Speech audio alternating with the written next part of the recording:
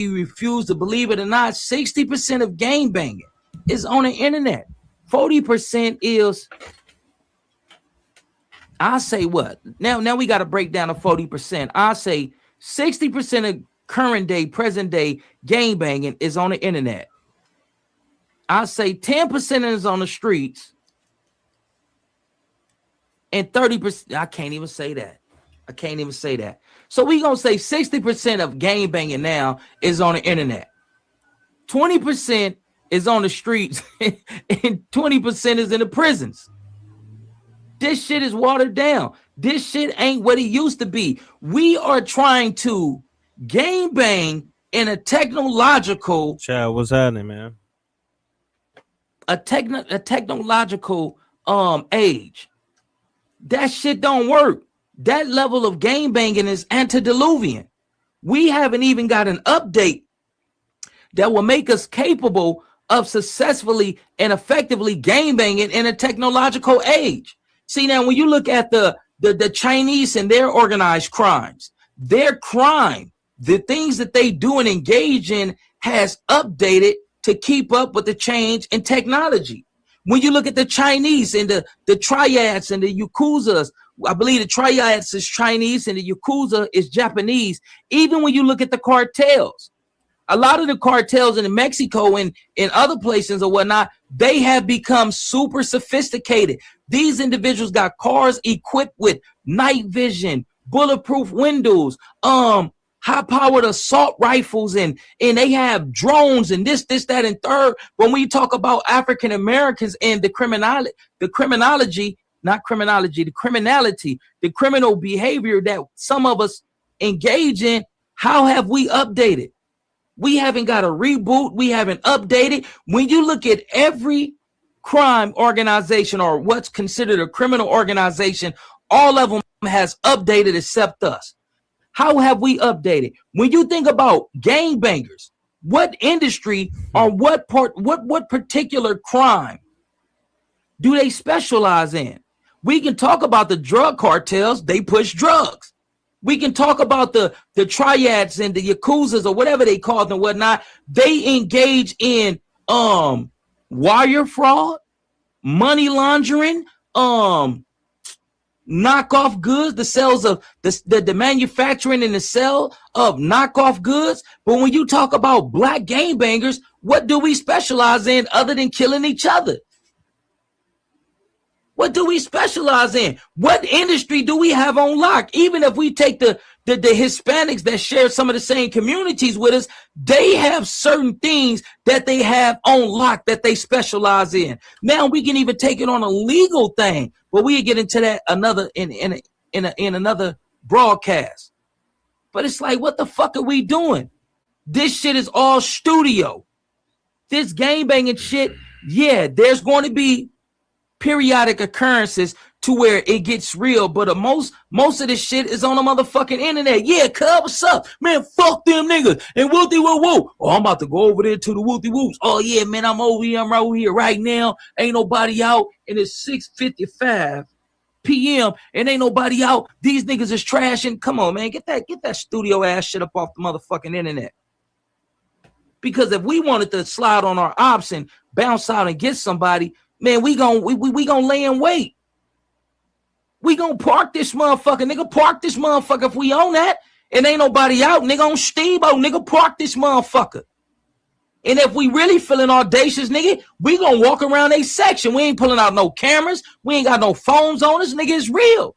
Nigga, that's how you know you phones gonna ping off these cell phone towers. So when I see these little niggas on Instagram and some of these stupid ass old niggas on Instagram, social media, got their phones out and they game banging, I say, cuz, that's that 21st century studio game banging, cuz. Cause when we used to pull up, oh, they ain't in the store, nigga. We about to park up the block and we about to monitor the store. Nigga, you about to lay in wait. Nigga, we came over here to get cracking. We ain't leaving this motherfucker empty-handed. See, too many niggas is playing with this internet shit, and too many people are becoming too consumed with this 60% of game banging being played out on the internet. This shit is a motherfucking freak show, baby. Listen to what I'm telling you, man. Stop being hoodwinked and bamboozled and deceived by this shit.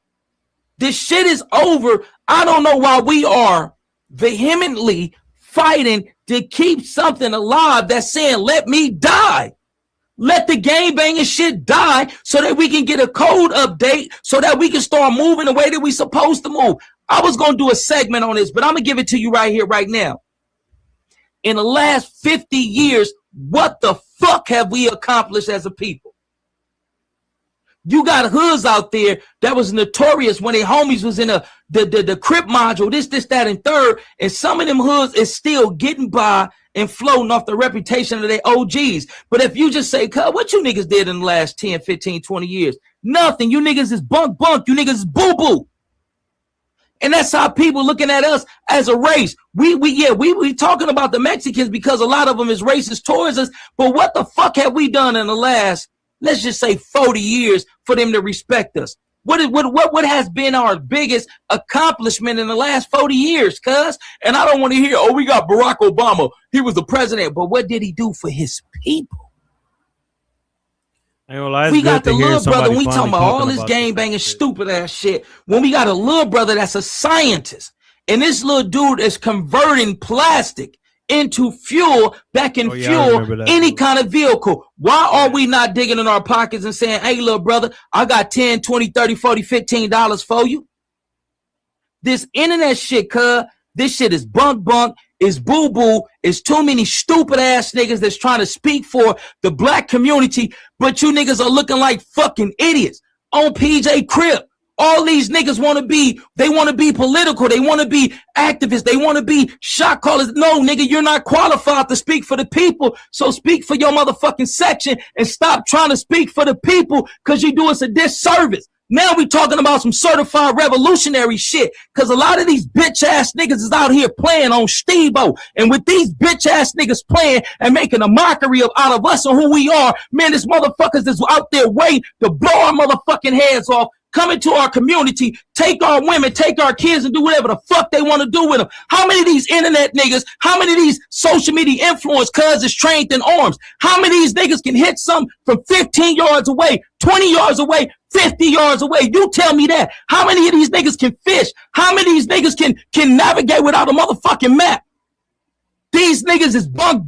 A lot of these niggas is antediluvian, cuz they outdated and they trying to stay relevant by holding on to that gang shit. Nigga, fuck that gang shit. That shit ain't helping in us. That shit is crippling us, cuz. And if we gonna talk about some real shit, nigga, this the realest shit you gonna get. And that's on Steve-O. But let's get back into this content. No, fuck this content. Let me see if I can get on Instagram so I can reinforce and substantiate what I've been saying right here about these white folks getting ready for a revolution that we ignorant to, because all we know how to do is kill each other. All we know how to do is address situations to where us is going after us, but we want to pander, placate, appease, and pacify the Mexicans. A lot of these niggas is bunk. Only time these niggas get political is when they watch Bobby A or some political shit come up. These niggas is bunk. These niggas is wolves in sheep clothing, cuz. And a lot of these niggas is, let me just show you this, cuz. Man, playtime is over, cuz. Niggas is playing too motherfucking much when it ain't time to be playing, cuz. These niggas ain't really revolutionary, cuz. Right, these niggas ain't really factors and all this and all that. Man, a lot of these niggas is motherfucking idiots, cuz, on Crip. Let me give you this right here. Where that motherfucker at, man?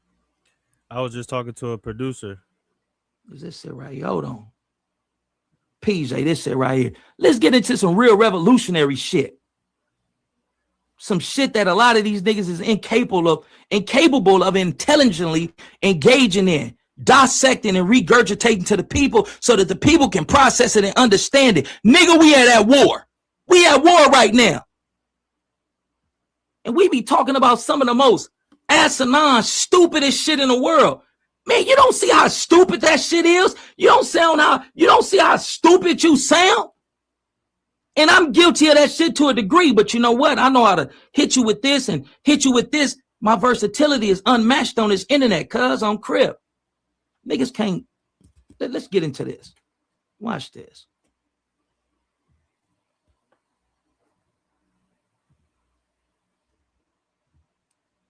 I want y'all to see this. Remember I was telling y'all that there's white nationalist groups that's in the Appalachian Mountains, and that's on a. Remember I just told y'all that they sending white boys from Canada to learn close quarter combat, how to fight and kill with their bare hands. This is what the American whites is teaching the Canadian whites that has now jumped on the board to fuck niggas and fuck everything that ain't white. Remember I was telling you that they in Washington State in a motherfucking forest that's doing long range sniping, close quarters combat, mid range engagement. This is what they doing. And look at the stupid ass shit that we doing. Let's get into this content. Let me show you this, homie. I told y'all this. Now I'm going to reinforce what I've been saying and substantiate it with the words of a white boy. Get a load of this. Hold on. I wanted to pop off. You got a whole bunch of white boys all around that surround every city. We know how to turn your electricity on. They got a whole bunch of white boys that surround every city. Nigga, they still in Palmdale. They still in Lancaster. They still in the hot desert. Whether it's the San Bernardino version or whether it's the Los Angeles County version, they still out there. And periodically they go further into the desert, and guess what they do? They train. They know how to hit the power grid. They know how to do this. They know how to strategically come and attack our communities and get away unscathed. But we talking about some of the stupidest shit on the motherfucking internet. Niggas better wake up. Cause who really gonna drop they nuts and get cracking when it's time to get cracking? Nigga, that's on my mama. Nigga, that's on my baby that's no longer here. When the time for the revolution to kick off, nigga, I'm there. What can be my contribution to the revolution? Fuck all this antediluvian in obsolete stupid ass shit that a lot of these stupid ass niggas be talking about when our very existence is at stake. We gonna be beefing with the Hispanics and we gonna be beefing with the whites. But the whites is playing us against the Hispanics to see who's gonna come out on top so they can move in and take out the rest. Whoever remains. This shit ain't no motherfucking game. This ain't no game, cuz. This shit is real. But let's get into this motherfucking content and you can hear it from a white person because we always receive things better when it comes from white. We know how to turn your Wi-Fi off. As soon as that goes off, you know y'all gonna lose it. First thing y'all do is implode. First thing y'all do is go after each other. Straight up. As soon as that shit breaks out, y'all can't stop it. Y'all can't stop it. But So you want a race war to happen? Hey man, I don't want it to happen. And I lose a whole lot of friends if that happens. Almost all my friends are black. But you seem kind of excited about it happening. Man. Hey man, do y'all not peep what Cuz is saying? He's saying, I don't want a race war to happen. But if it do happen, I'm going to lose a whole lot of friends because all my friends is black. Think about the white boy that's coming at you cordially and you think, oh man, Billy's cool. Billy ain't cool. Billy waiting on his people to give him a call so Billy can cut your motherfucking throat. Think about the Hispanics that feel the same way. Oh man, Hector cool. Hector ain't cool. Hector is playing it cordial for right now. But when his people give him the word that is up, he ain't gonna have no motherfucking problem slitting your motherfucking throat. We think everybody is our friends but each other. Your biggest friend is number one yourself and then your motherfucking brother. We're the only group of people who vehemently and viciously unalive they support system, our women, and our biggest allies, which is our brothers. Think about it like that. This shit ain't no game. We've been playing too motherfucking long. It's cool to do this content and do content and all that. But when we gonna get serious and get on some real shit? Because a lot of these niggas is incapable of getting on some real shit. And now these kids is tuning in to these buffoon ass niggas. And now these kids has aspirations of being social media content creators that talk about what's relevant, what's trending, what's popular, what's cracking on the streets. No, little brother, your aspirations got to go beyond no jumper. Some of these niggas' aspirations don't go no further than no jumper. Oh, I want to get on no jumper and I'm gonna go up. Nigga, fuck going on no jumper. Why we can't create our own version of no jumper that puts the need of the people first. A lot of these niggas, cuz on Eastside PJ Crip, Listen to me, man. A lot of these niggas is confidential informants on Steamboat. A lot of these niggas that came on here and said some crazy shit, and you be like, damn, cuz, how this nigga come on here and say this? He's a confidential informant. Some of these niggas didn't even holler at some people. I'm not gonna go into details. Some of these niggas didn't holler at people that I love, cuz, and try to incriminate them on some crazy shit. And it's certain people that may be on my live right now that can validate what I'm saying. A lot of these niggas is agents against the people. A lot of these niggas is agent provocateurs. A lot of these niggas is confidential informants that's working against the progression of us as a people. Let's get back into this content, man.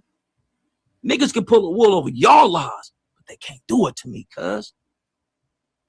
And I love fighting, man. I love Okay, fighting. all right, I give you that. That makes sense. You might just violence, you just like me violence. with a good time. Okay, I like your style. I like your style. I like your style. Having to be civilized, listen to people talk day in and day out, and not have to back that shit up. That's annoying.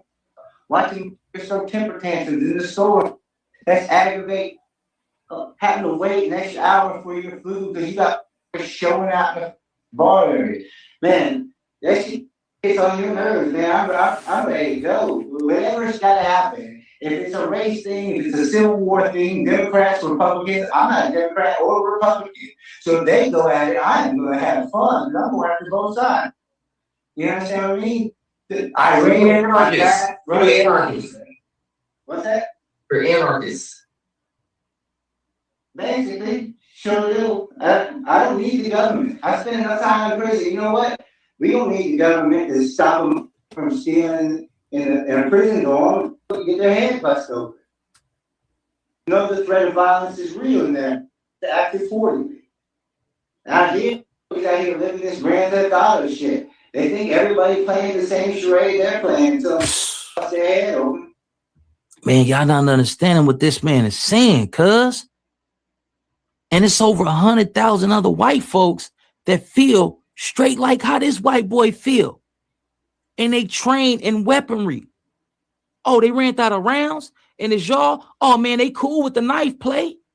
Oh, they got you down bad and it's hand-to-hand combat, homie. These individuals will get you in a submission, homie, and take your motherfucking life. What can you do? Can you feed yourself?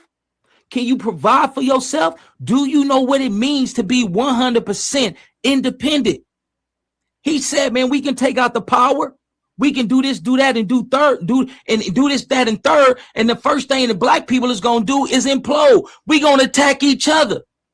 And all they going to do is sit back and watch us decrease our numbers and come in and do what it is that they want to do. Let's get back into this content, homie. Shout out to my nigga Papa. I love you, bro. You my nigga.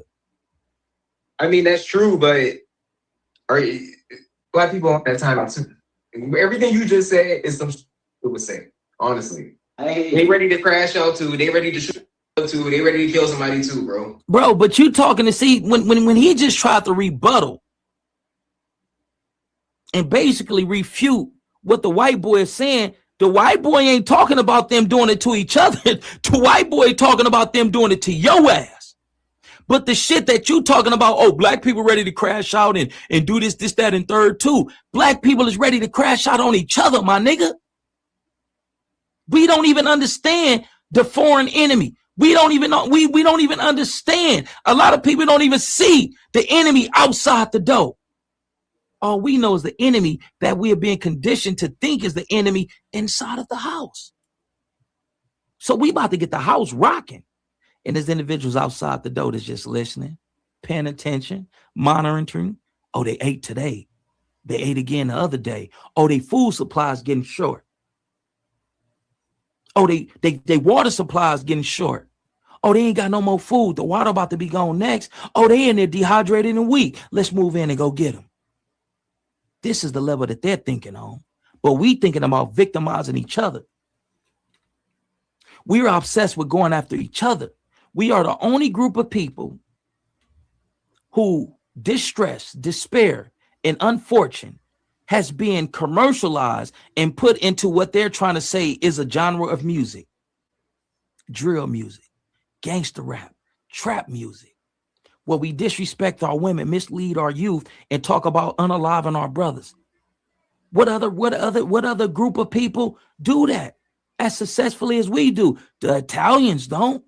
The white folks don't. The Mexicans replicate a lot of the shit that we do. But when you look at their communities and look at our communities, it's slightly different. They got order. They got structure. We don't have that. So the dynamics is slightly different. The movies that we love to watch, I guarantee you 3 things is going to be going on. Either somebody going to prison, coming from prison, the youth is being misled, or women are being disregarded and disrespected. And then a 4th thing, we going to kill some of each other. Oh, yeah. It ain't a good gangster movie. We ain't really entertained about it, by if we ain't unaliving each other. But let's get back into this certified real ass content. Like, it's not.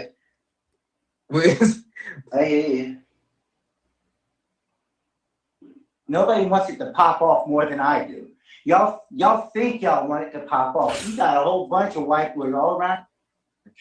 This nigga say nobody wanted to pop off more than I do. Y'all think y'all want it to pop off, but we got a whole lot of white boys surrounding the city. Why he think the white folks left the city? Oh no, we too close to these niggas.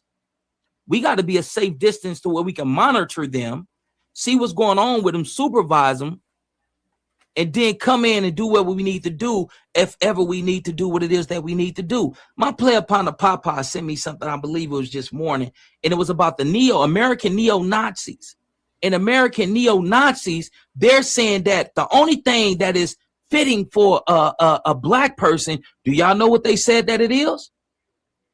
It's something that goes around your neck and it's not a tie, nor a blue rag or a red rag.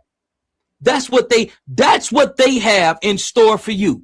So if your government ever fail you, if we ever go into martial law, which we are sooner than what a lot of y'all think, you better be ready. Because they ain't coming to supervise and pretend to be shepherds over you. No, they coming to take what they can take from you and then take your life. Oh, you don't believe it? They saying what is. They are communicating and saying the only thing that is fitting for a black person is, let me show y'all. I'm going to show y'all. I got y'all attention, right? Let me show y'all. Let me show y'all this. Watch this. You ready for the truth? Because I know a lot of people be popping and all this and all that. Is you ready for the truth? Because I'm going to give you the truth. A lot of these weird ass niggas in these content spaces and all that, man, they can't fuck with me. A lot of these niggas can't hold a motherfucking candle to my intelligence, my motherfucking oratorical skills and all this type of shit, man. Niggas is crazy. Let's get into this motherfucking content. This what they think about your motherfucking ass. I was actually hoping this wasn't a true story, but I looked into it. It is real. A 2nd grader found hung in the bathroom at an elementary school. This is C. Paul Barnhart Elementary School in Waldorf, Maryland. A 4th grader, a white 4th grader, hung this little black child. They teaching it to their motherfucking kids. But all you teach your kids is how to pimp on a bitch, be disrespectful to adults, and hate other blacks. They teaching their kids to hate your motherfucking kids, and all your kids want to hate is the motherfuckers that look like them. You see the hypocrisy in this shit? Do you see the insanity in this shit? The shit that we breed in our community. The Mexicans teach their kids to distrust and to hate your kids when they kids. That's why when they get to junior high school and high school, it's easy for Edgar to make the transition of being cool, wearing Nikes and Jordans and having a crush on black girls and all this and all that, to being, yeah, what's up, dog? Hey, hell yeah, fool. It's an easy transition because the programming and the conditioning has already been there. So the transformation is overnight. Same thing with the white folks. They may teach their kids how to be cordial with your kids.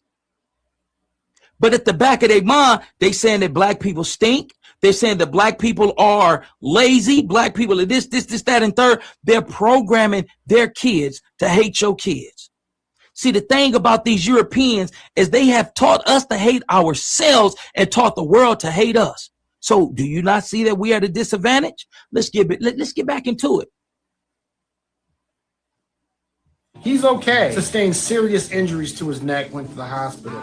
The mother of this beautiful child told her that the white kid said, "I'm gonna show you how we did people back in the day." This is disgusting and terrifying. This is what racists teach their children. What do you expect? They used to take children to lynchings like it was a day event. Like, go to a lynching, then go get some food and go to church. Teaching your child hate is child. Little Klan members in the May 26. What are we doing?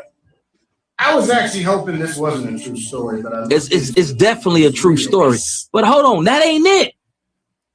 Are you not convinced? Oh, y'all ain't convinced yet, huh? Oh, Bobby Ye crazy. Bobby Ye this. Oh, I'm gonna show you how motherfucking crazy I am. Now pay attention to this right here. They didn't DIE by SUICIDE. They were lynched. Real people, real family, real pain. A modern day lynching crisis. No need for modern day lynching when you can get away with real lynching. Tasha Fortune, 29-year-old sister from Jackson, Mississippi, passed away August the 3rd, 2026. This ain't 1966, 56, 46, 36, 26, 16, 06, 1896, 1886. Nigga, this is 2026. They doing this shit to us and they getting away with it. But you got all these weird ass niggas that's on this weird ass shit. Man, fuck these weird ass niggas. When we out, Tasia, excuse me, her name isn't Tasha. It's Tasia Fortune. Found hanging from a tree behind a vacant home. Cause and manner of DEATH not yet determined. Family demanding answers. Tonia Nicole Miller, 27-year-old from Miami-Dade County, Florida, passed away June 2026. Found hanging near Gwen Cherry Park. Authorities ruled apparent SUICIDE family disputes conclusion. Cal Basinga, 21, Cobb County, Georgia, February 2026, found hanging from a tree. Authority ruled suicide. I wasn't supposed to say that, forgive me. Authorities ruled self-inflicted. Historical context of lynching raises concerns. Demetravion Trey Reed, 21-year-old, Cleveland, Mississippi, September the 15th, 2025. Delta State University student found from a tree on campus. Authorities ruled self-inflicted. Family seeks independent investigation. Denoris Richardson, 39, Colbert County, Alabama, September 2024. Found, in a tree, abandoned house. State ruled self-inflicted. Family autopsy inconclusive. FBI involvement requested. Robert Filler, Palmdale, California. We just gonna go through the names. Malcolm, and that was in 2020. Malcolm Hirsch, May the 31st, 2020. T.T. Gully, May of 2019. Keith Warren, 1986. Is it real to you now?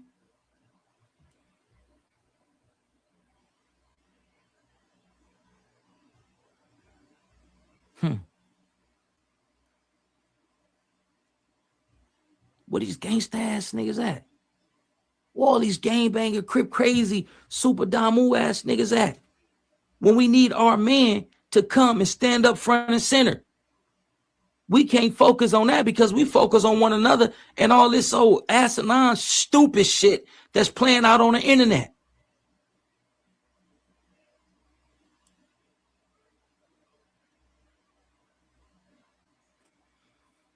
I'm pretty sure some more stuff that I can share with y'all, man. Let me see. Let me show you. This is how they treat our kids, homie. Put your hands up. Keep your fucking hands. Canton police confront teen on his own porch as family alleges racial profiling. Look how they talk to our kids. I didn't do nothing. I'm a kid. I don't give a shit. I didn't do shit. What the fuck? Got to the description. Hold on, I ain't do nothing. All right, we'll figure that out. Hold on. I ain't do nothing. Listen, hold on. Call my mom. Crazy, right? Hold on, chat. Do that not remind you? Let's just check this out. That the body found tied to the cotton gin fan in the river was so disfigured that it could not be identified as Emmett Till. Because of threats to his life, the prosecution's star witness, Mose Wright, was kept hidden out of state. Will you go back to Mississippi to testify in the kidnap trial? Sure. I'll go back because I promised the sheriff I'll be back. So if I live, I'm going back to testify. And after the trial, well, I'm through Mississippi. He was called upon to testify as to could he see anybody in the courtroom, identify anybody in that courtroom that had come to his house that night and got the Emmett Till out. He stood up and he says in his broken language, Dahi. Oh, I didn't even there he is. Hell no. Other black witnesses came forward too. Their courage made no difference in Sumner, Mississippi. No compliments from no As the trial ended, a defense lawyer told the jury he was, quote, sure every last Anglo-Saxon one of you has the courage to free these men. It took the jury an hour to find the men not guilty.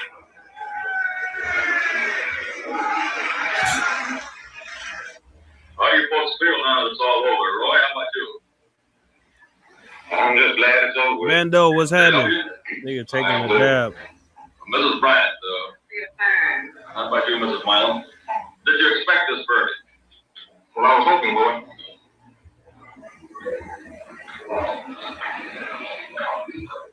From the whole trial was just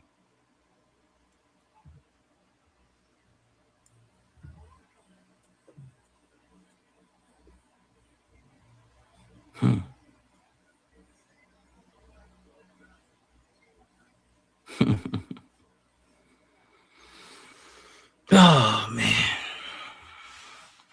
I remember shopping game with an individual, and this individual asked me, do you know what makes a clown laugh?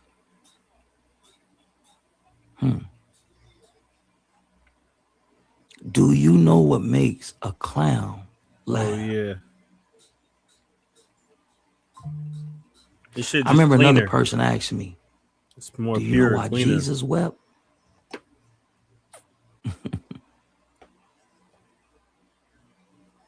Hey man, man, I've been on this motherfucker for almost an hour, man. I'm about to get up off this thing. I'll come at y'all a little bit later. Come back to y'all a little bit later with some more content, man. It's just I'm tired of the nonsense, dog. I'm tired of the nonsense. It's crazy. And I understand we got to make certain type of content to fill the seats and all this and all that.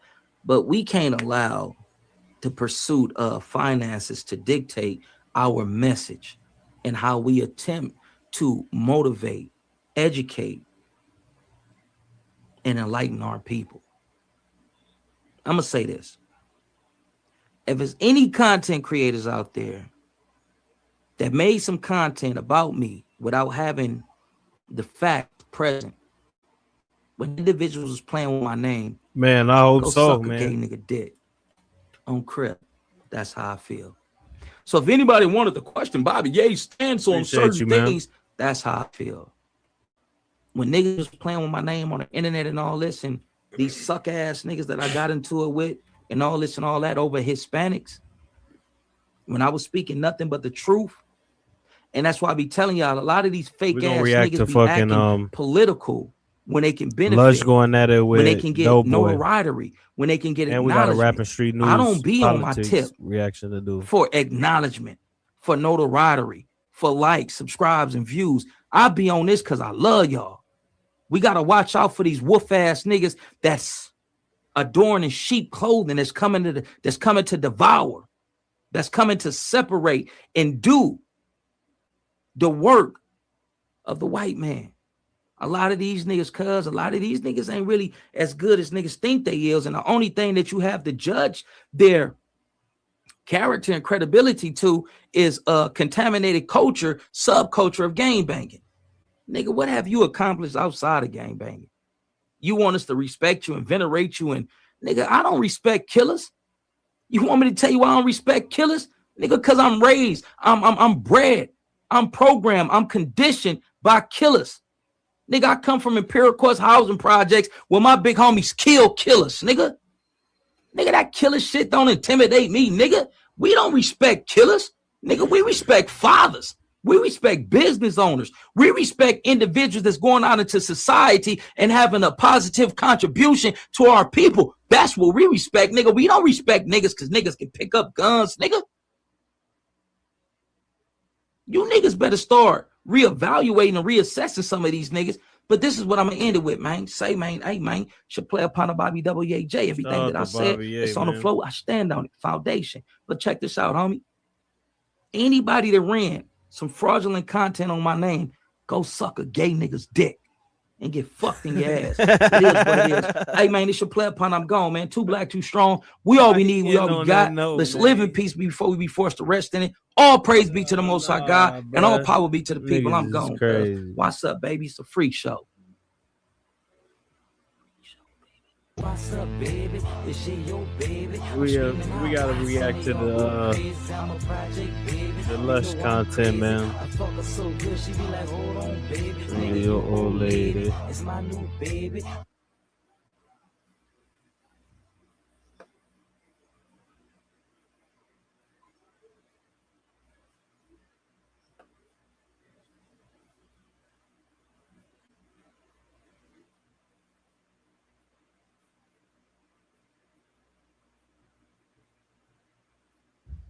Was this before or after he got off drugs?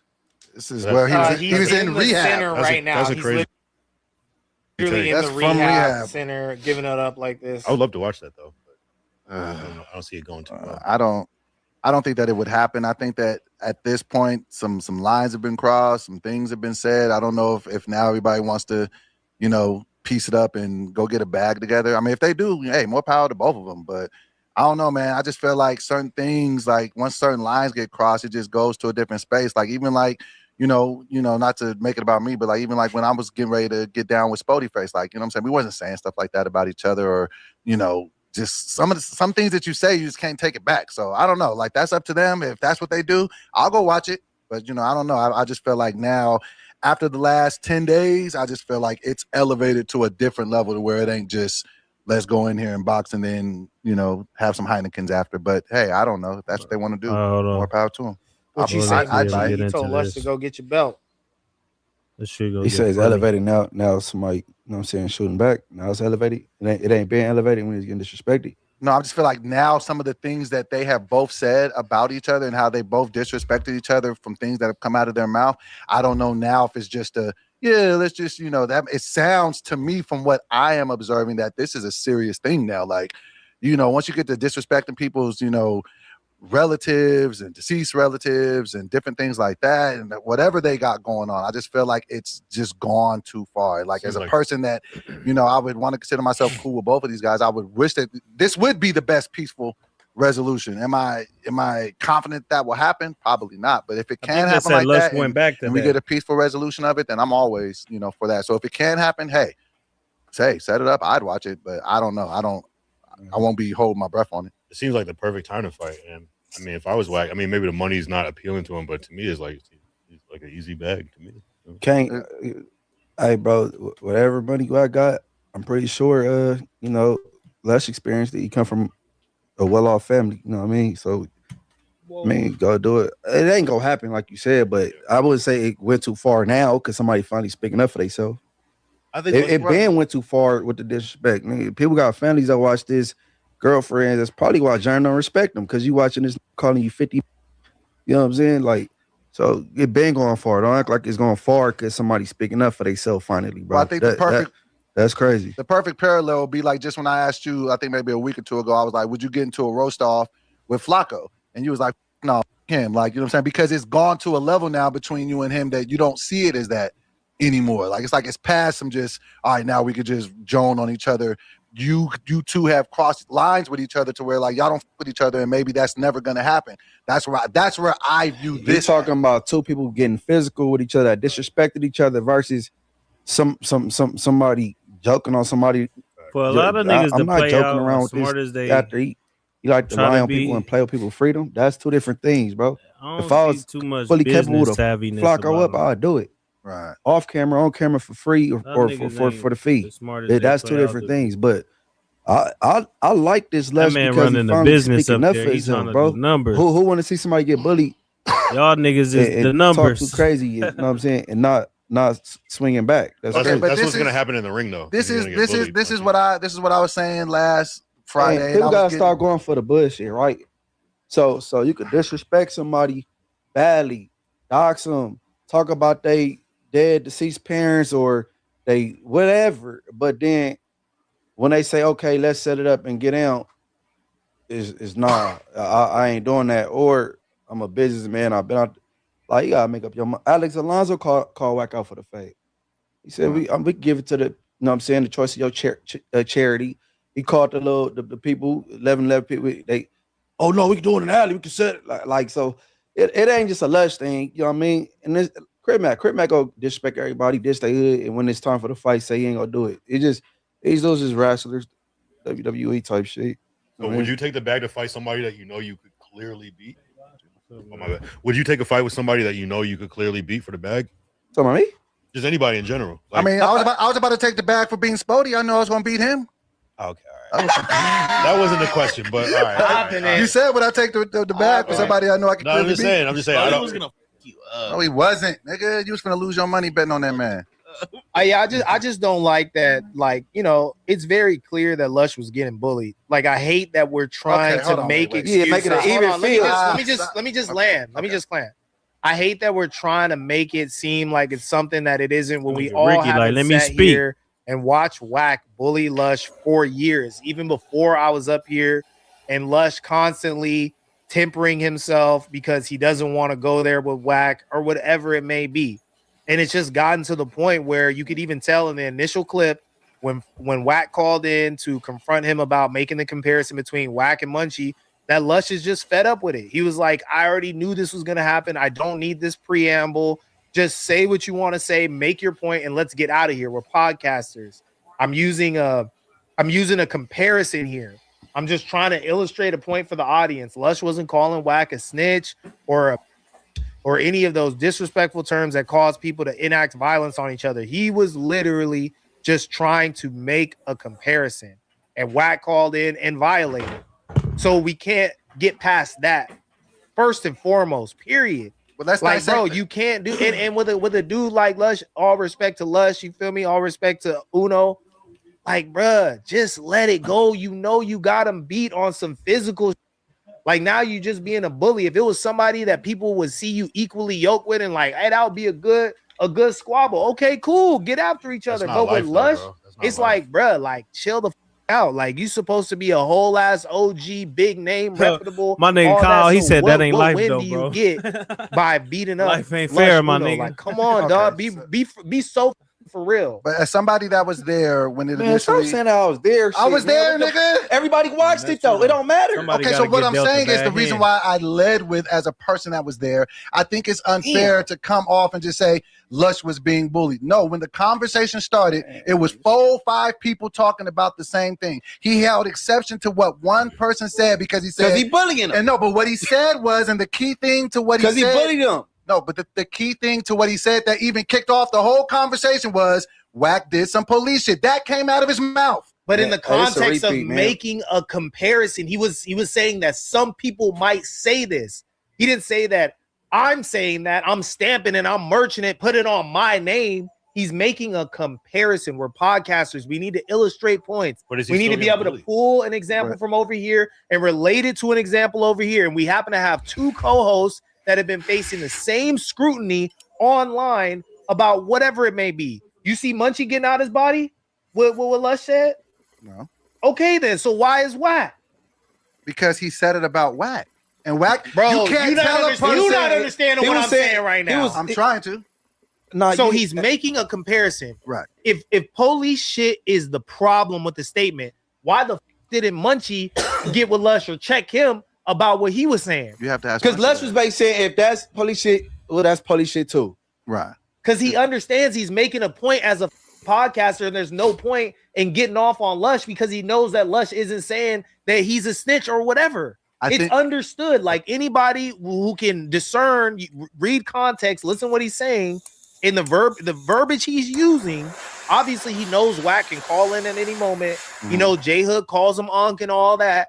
You know what I'm saying? He knows he got to see Wack. You don't think Lush is going to be careful enough with his words to illustrate the point? As smart as he is, as talented as a podcaster as he is, to say it in a way where Wack may not be offended by what he's saying? But why does it have to be bullying though? Like if Wack because nigga, one is 130 pounds and the other one is 260 pounds and been to prison and had to fight for his life in a cage. Why are we dissing Lush though? Why are we dissing? Because I know there's some people I could get with and I could whoop their ass and they may talk to me on a soccer field, but that doesn't mean I'm gonna pick little bro up and slam him on top of his head. It's just simple, bro. This is you should be able to discern that. I disagree. But you can't tell a person how to feel about something that's said about them. Only you can tell me if you feel disrespected by something that somebody said to you. In Wack's world, he felt disrespected by what he said. He caught up and he addressed the situation. Now, all the shit that happened after it, okay, now that's y'all going off saying a bunch of shit, but we don't get there if the initial thing wasn't stated. And I just think that when maybe his words were taken out of context. Maybe he didn't mean to say it like that. Maybe it went left really fast once Wack got on the phone. But what I'm saying is because I used to always try to explain this shit to my daughter all the time. Like if there's an issue and a problem, don't just focus on the end result of the problem and then try to figure it out there. Let's try to figure out how we got here. And we don't get here if Lush didn't say what he said. So let's talk about Lush on the phone telling Wack over and over again, I'm not saying that you did police. I'm not saying that you were being a snitch. That's not what I'm saying. I'm the only person here that's probably adequately defending you and trying to illustrate a point that is favorable to you. I understand. So exactly what you just said. Let's not focus on the end result. Let's focus on the problem as it's happening. And Lush is explaining himself exhaustively, trying to tell this man, I'm not saying what you think that I'm saying. But you guys are so stuck on the fact of defending the guy who's wanting to misunderstand what's being said. I'm not even picking sides in this. I'm just calling a ball and a strike a strike. I'm just saying that once he said that, that's what kicked it all off. So to say that he was bullying him prior, he was on call regardless, bro. You said what? He was on call regardless.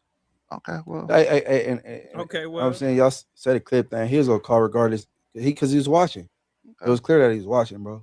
Let's let Kyle get this point off, and then we hit the super chat. My point is like, okay, we're talking about bullying a grown ass man. I think that's kind of soft. I think that I mean, of course you could get bullied, but it's like at a certain point, it's like if someone calls and marks you on the phone, is that really getting bullied? Like, are we still bullying Lush? Because it's like we're speaking in past tense. Oh, he has to stop bullying him, but like the nigga just called him out for a fade. Like at a certain point, it's like this is not organized phase in a safe environment because they believe some, like, you know what I'm saying. Well, before that much, even the shit that Lush is saying is like at a certain point, it's like the victim is, hey, I'm not saying anything. He keeps coming at me. That's the victim. The dude that's popping it every day is not a victim anymore at a certain point. And, we're also forgetting about their previous discrepancies or whatever. Even maybe it was one-sided, but it's like it's not just this. And it's like it's a grown-ass man. Shut the fuck up if you don't want to. And nobody had this same level of energy. This is a perfect example. It was a very similar situation that happened between Lush and Suspect. He implied, however he said it, that Suspect was on some snitch. You're wrong. He directly said that he was on some snitch. There was no implication. They got down, whatever. That's a totally different situation. And they got out. Lush was on the phone, popping it to his face, and said that you are on paperwork. It wasn't no loop around. But you're forgetting that's only gonna go so far, bro. His dad relationship with Lush is like, you know what I mean? They ain't been in this man's house and ate and all kind of shit. That ain't even a comparison. I also feel like we're ignoring the fact. Why does everybody always want to put hands on Lush? Maybe he's some little slick shit he's doing. I'm just saying. Slick shit. Yo, what the? We've seen examples. How many videos do you have of you getting slapped out, Ricky? No, zero. Exactly, because you move differently. So what I'm saying is sometimes there's more than me side. And I'm not saying it's just Lush, but if there's a pattern, maybe he should switch some up. Maybe when he sees the little smoke coming, maybe I'm gonna fall back this time. Maybe not do this. So I'm just saying it's hard to bully a grown-ass man because we know better. And at a certain point, when you see somebody that might do something, it's not about whether it's right or wrong. It's about it could happen. It might mean that person is irrational. I'm gonna stay away from an irrational person because you don't know what they're gonna do. If I see a homeless person that's talking crazy, I'm gonna go the other way because they're not thinking like a regular person. But he has to be able to do his job. That's why I said, and I do get what you're saying. Lush now, he's popped it. He said a bunch of stuff that, you know, a lot of people have told him don't say, whatever it may be. 100%. It's not a victim. Now he's taking himself out of victimhood. But I'm saying that we're so easy to say, oh, Lush, you don't up now. You know, you burned your bridge now, Adam. I can't protect you. When we know that the initial wrong was done by Wack. I disagree. Wack is not a dude that should be trying to get at Lush. Like straight up. Like, bro, like you're based off of what? Why? Bro, weight class, size, whatever. Nah, like bullshit, all bro. of that. If you're in a smaller weight class, stop popping it. Bro, I don't know when y'all grew up, but when I grew up, bro, like we was on some anti. Like, we had people on our football team we would mess with, slap their helmets and shit like that, but we would be like standing up for the little when people would be trying to bully them or whatever. No, you stood up for the people that weren't popping it. No, I don't know. Maybe and I come from have a point we there. bully the little kid. We bully the little dude that was popping shit and trying to make fun of people. It's like, I know you not talking. What the fuck? But we wouldn't get to a point where we're gonna whoop them out. Like, hell yeah, we would. No, that's crazy. Maybe slap them in the back of the neck, bro. Maybe give them a little fresh cut or something. We're not trying to get with the niggas. That man have never popped it out Wack. He too scared to. Right? No. Now, but he should fall everything back. from that. No, fuck. We fall back right now. What is he gonna do? If he's not gonna do nothing, what's he gonna do? He asking for an organized fade in the ring. You think he'll get it? No. He said more than that though. He said more than no. Now, man. Look, from that phone call back. Remember that all pre that phone call. Right. All the verbal abuse and all the talking about the verbal threats and knocking out and waking them up and shit. All that. Now he going on this rant. Now it's like, oh yeah, nigga, you like that. Man, y'all crazy. Right. So Munchie, do you know people that just kind of generally pop it like that when they get angry? Like they just might say whatever to kind of like scare somebody off, intimidate somebody, like verbiage. But why do we accept that as a default like position from Wack to enact from when you are also a professional podcaster? You are up here on the show that gets the most views. You're the only host that sits with Adam one-on-one. You're here because you can illustrate your points, tell stories, whatever it may be. So why do we have to accept that that's all Wack is capable of, is getting on the phone and calling somebody a bunch of homies just like and disrespecting the out of them to prove a point? Man, these like that. Like, why do we have to accept that from Wack? Why can't we say that is not a normal way of acting? It doesn't make you look good. It doesn't make the platform look good, and it causes friction and tension among the hosts that shouldn't exist. You could definitely say that. You could definitely. Maybe that's what I should have said. So why don't we lead with that instead of being like, oh, well, you can't tell a man how to take disrespect, and sometimes that's just like, come on, it's bro. not about what we don't live in a what should world. If we can't make excuses for Lush, then we can't make excuses for Wack. And I'm not making any excuses. I'm saying don't call Lush or a victim, and I mean you can call Wack whatever, I guess, but we don't live in a what should world. It's not what should happen. Oh, people should not kill people, but they do. So you have to move accordingly. Right. Kyle got a gun up here. I'm not start bringing my. I'm not saying that. I'm not saying that. You should be able to walk outside without getting, but it could happen. So you should be aware of that. It's not about what could. It's about what should. It's about what could. But I understand that anything can happen. But what we're talking about is repeatable behavior that we've all observed. We've all observed Wack do Lush like this time and time again, and it's just not a good look. It's not a good. I would rather see Wack get at J Hood or Spody Face like this, and I wouldn't have anything to say. Those are two equally yoked people. They both done been to the pen. They have similar experiences. They on some gangster. They come from the same world, but Lush, come on, bro. Well, in all fairness, if we're just having a conversation that is subject, like he gets into it with other people too. He's into it with, I mean, I'm talking about Wack. Wack is into it with Aunt Effie. He's into it with Spody Face. So it ain't like he's just picking on Lush. Like, let me find the most docile person that I can find. He's into it with Munch. He's into it with a lot of people. Yo, how much Wack be breaking you off? Why do niggas always say that? Just because I give it objective take. If it's some good bread, nigga ain't never get mad. He ain't got me $1. I don't got no dog in the fight, but as podcasters, I got to give my opinion. But you haven't defended your co-host one time. Who, Lush? Yeah, somebody that you actually sit down and pod with. I've defended Lush plenty of times. He it's something with him and Lush that. Oh, someone's calling in. Who's calling? Yo. Oh, shit, here we go. I think it's something he got against Lush on the Slender. What up? All right, hey, what's happening? I wasn't even finna do this, but I've had 5 people hit me up about this. Oh boy, what the is your problem? Why are you such a? Why? See, that's what I be talking about, nigga. Why? He's doing what Wack did to him. No, oh boy, why are you such a? I'm not. First of all, I'm not a.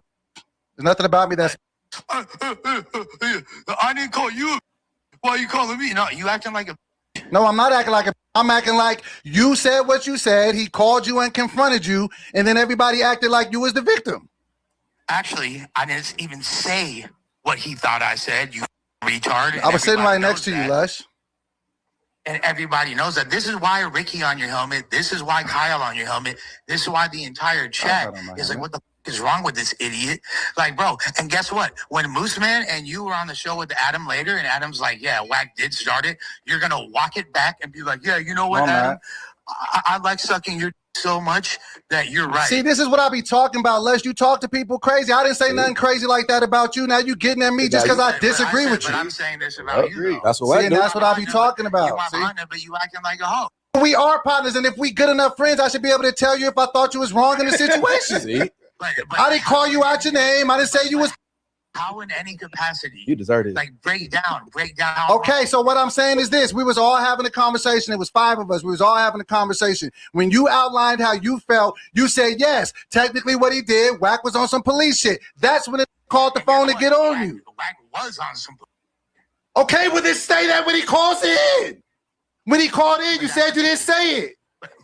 But that's the thing. The way that it was phrased is completely out of context. I wasn't even saying he was on some police. I didn't even say that at the time. What I said was, even though he was on some, I said Wack had no intention of saying anything that he thought was going to be used against him in the future. That is literally verbatim what I said. The thing is, you suck Wack's dick. Everyone knows you suck Wack's dick because you're scared of him. I'm not scared of nobody. You can't make an opinion of your own. You do this whole shit constantly, and then you be like, oh, you know what? You was right. I guarantee you, when Adam's like, Wack started it, just you're not going to disagree. No, I'm not. And I'm saying what I said the same thing Friday. I'm not against you in this situation. And I also said a bunch of the shit that y'all both have been saying after. That's just, I don't even want to comment on that shit because it's not my place. But here's the thing. But we don't get there if you didn't say the initial statement.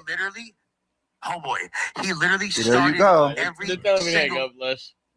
Huh? We don't know. Who's telling you to hang up? Finish your thought. Finish your thought, man. Someone's telling you to. Can we get a poll to see if Lush was calling Wack a snitch? Can we get a poll? One last poll before we get out of here. Go ahead, Lush.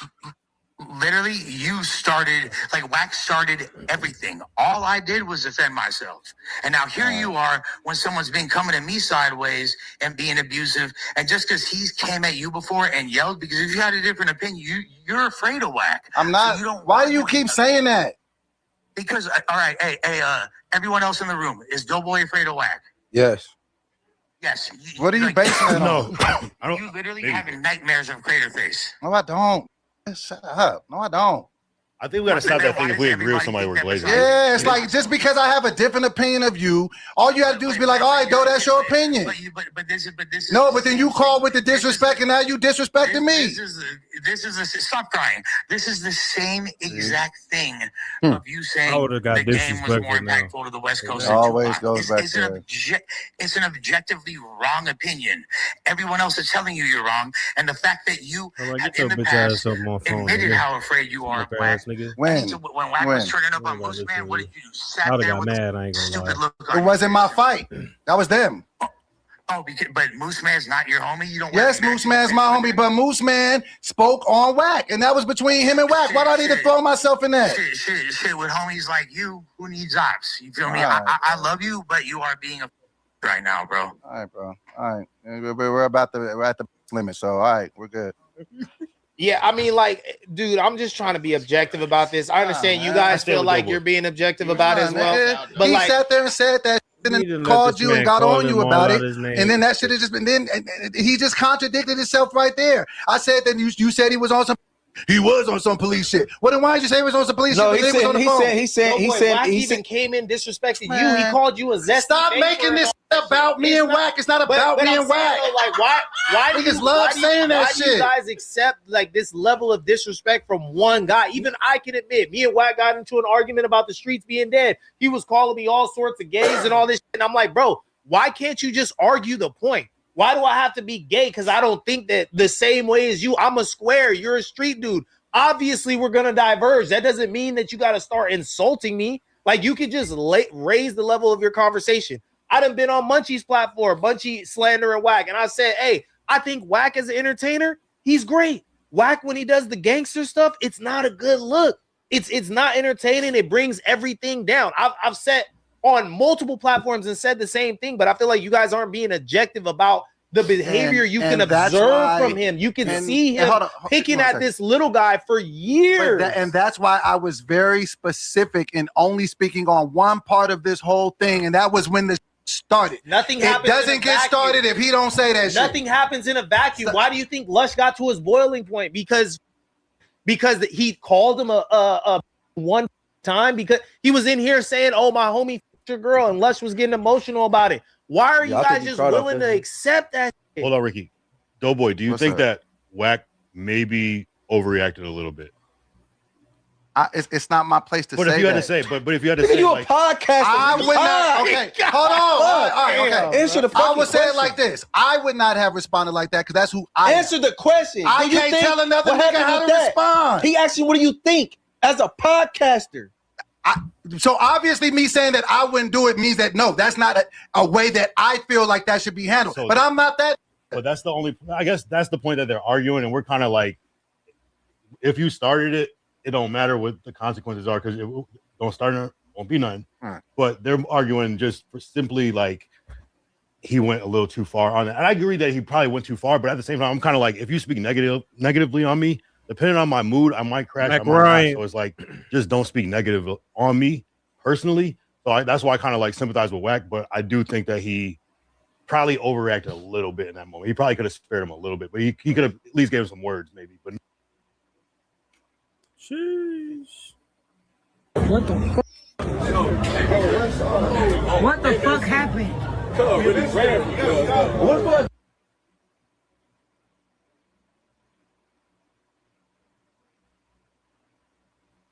Oh shit, Moose Man.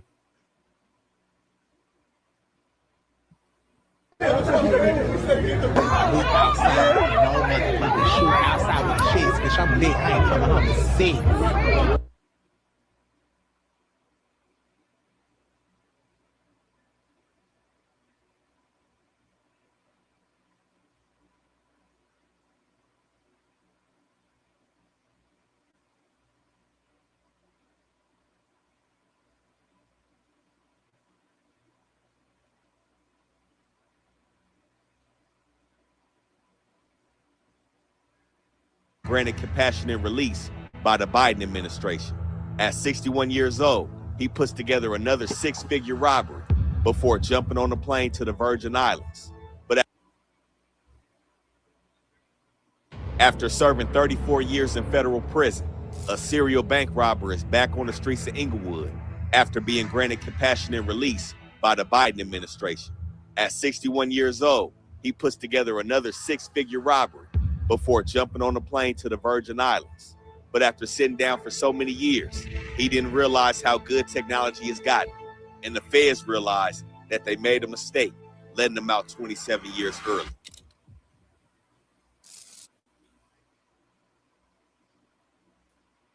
Rap news, street politics, and we back with season 2 of How to Rob. We going through the most prolific flock teams and robbery crews in the city of LA. In the last episode, we gave y'all the Chesapeake Bandits coming out the West Boulevards and the jungles, and we sticking to the script. Armored truck robberies only. But this time we bringing a one-man team to the spotlight. 61-year-old Markham Bond out of the city of Inglewood. Now, Markham Bond is somewhat a mystery to the streets of LA.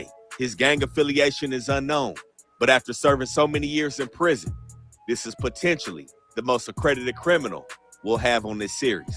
He's a military veteran coming out the Air Force, and after serving 3 years, he jumped off the porch, selling heroin with his father to undercover federal agents. Thank you, Jasmine. And after hitting the bank robbery scene and then moving to armored truck robberies in the 80s and the 90s, he's accumulated 3 federal indictments, blew trial twice, and after making it out with $465,000 across a span of 8 robberies, he was sentenced to 46 years in the feds back in 1994. Now he's back in the city of Inglewood, and he's back laying the armored truck guards down, bare face, broad daylight. Now everything changed for Bond back in 2021. In the middle of COVID, he's sitting in prison, and he's getting restless. He decides to take his shot after seeing multiple people get pardoned by the Biden administration, and sends a letter to the judge. He stated that he's aged out of crime, almost 27 years into a 46-year sentence. He shows regret for the damage that he caused to his victims and the community. He asked for a chance to build a safe life outside of prison, and stated that it'll never become an embarrassment to the federal court system if they made the decision to give him a second chance at life. Now, when this letter landed on the judge's desk, clearly they didn't make the proper assessment as to who exactly Markham Bond was and what he was capable of doing. But nonetheless, February 2022, Markham Bond is released from federal prison, given a train ticket down to Union Station and the phone number of a relative that he doesn't even know. But after landing back in the city, we got to start it at 725 Hendry Avenue between Hillcrest and Arborvitae in the city of Inglewood. This building is the West Side Residences. It's a veteran living community comprised of studio apartments. And this is where Markham Bond has set up shop back in his hometown. Now, Bond has came out, got himself a little Benz. He has a military pension from an honorable discharge in the Air Force. And he's also on a 12-year term of federal supervised release. But other factors that went into Bond's compassionate release, he alleged that his health was also on a decline. He cited a kidney disease along with other things that deemed him no longer a danger to the community. But Bond seemingly was having an issue with how fast life was moving after sitting down for so long. He got himself a cell phone, an Instagram account, he's made a YouTube account, and this is where the problems begin. He thinks that his phone is hacked and that somebody is following him. He becomes paranoid, and he's meeting with different VA-assisted programs to talk about the paranoia. He's then diagnosed with schizoaffective disorder and a bipolar disorder and put on prescription. But Bond decides to leave his prescription alone and decides to self-medicate with meth and powder. And by March of 2023, a year after he's released, it's said that Bond is spending some of his days wandering around the intersection, tweaking off drugs. But by May of 2023, Bond has wandered to San Bernardino, and he's inside an apartment complex, breaking into cars. This is when he comes up on a popular vehicle that a lot of these robbery crews like to use, a Chevy Tahoe. Now, this Tahoe has some distinct features: some black rims, a broken out back window covered by a black plastic bag, and these make it very recognizable. But nonetheless, Bond breaks into this Tahoe and drives it back to his house in Inglewood. Now, Bond begins to rack up some parking tickets in this Tahoe, but he realizes that everything is good. It hasn't been reported stolen for whatever reason. So he starts to get comfortable, and he realizes it's time to play ball again with what he knows best: robbery. After hitting 8 banks in his past with different disguises and tactics, Bond picks a target 10 minutes away from his house off Sepulveda and La Tierra, Chase Bank. Now, one thing he does realize is that going inside the bank is out of style. So this is when he starts plotting every Monday, Wednesday, and Friday the Brinks truck route to this location. Now, Brinks, of course, works on a strict schedule. They have a specific route laid out on specific days, and they're always at the same location within the hour each day that location is scheduled. So Bond spent some time over the next couple months scouting this Brinks truck, but it wasn't a sloppy plan. So this location on Sepulveda and La Tierra is the airport route. Now, Brinks has multiple branches to their business, one of which handles local businesses and neighborhoods. The other one is called Brinks Global Division, and that's the branch that services the airport. Hey, y'all hit the They like handle button, man. imports and exports of various jewels and diamonds. And Bond is hoping to get lucky, thinking that this same airport route could hold some of those diamonds. And this is what takes us to Friday, August 18, 2023, 10 o'clock in the morning. Bond, like every Friday, pulls up in the stolen green Tahoe, and he pops his head out at 10:01 a.m. He's wearing a black Raiders hat, sunglasses, white shoes, blue jeans, and he has his jacket open, exposing a burgundy shirt. Now, Bond parked on La Tierra, but he walks from the vehicle and he sits at a Culver City bus stop. As the bus passes Bond, he decides he needs a closer vantage point. He knows at any minute Brinks is pulling up. So he walks to Sepulveda, directly next to the bank, and he leans against the stop sign, still bare face, completely exposed. He's fiddled with his jacket, taking it off and on, zipped it up. And at 10:25 a.m., the Brinks truck enters the parking lot. Now, inside this truck are two veteran Brinks employees, an individual named Carlos, who's the driver, and Derek, who's the courier. Again, they do this route 3 times a week. They're very comfortable. This is a busy shopping center, and they're not paying attention to Bond, lifting up a blue gator, finally covering his face. Now, the courier undergoes a process in the back of the Brinks truck before jumping out.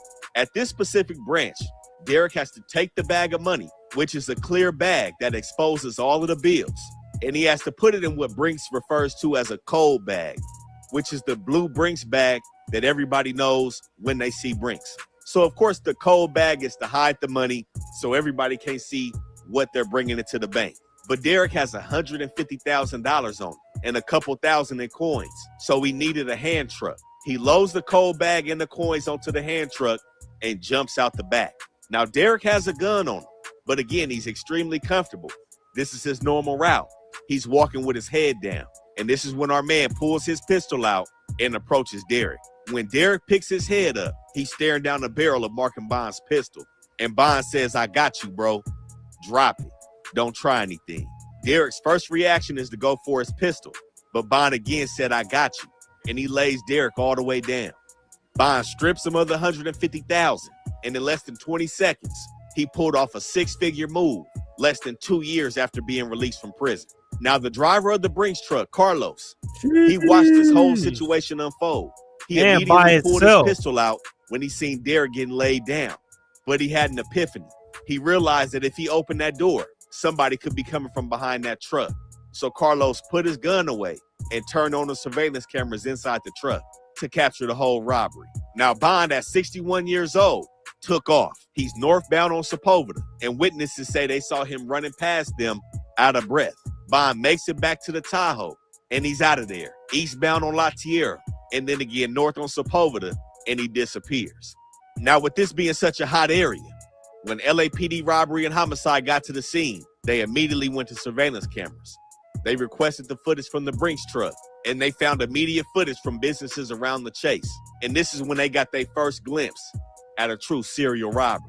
The first thing they noticed when Bond popped out is that he was at a Culver City bus stop. And this is how Bond was not ready to come home and commit a crime. He didn't realize that since 1994, every bus out here got a camera system on it. While he was sitting at the bus stop, the Culver City bus caught him on camera, bare face. But even more, it also caught a partial view of the stolen Tahoe.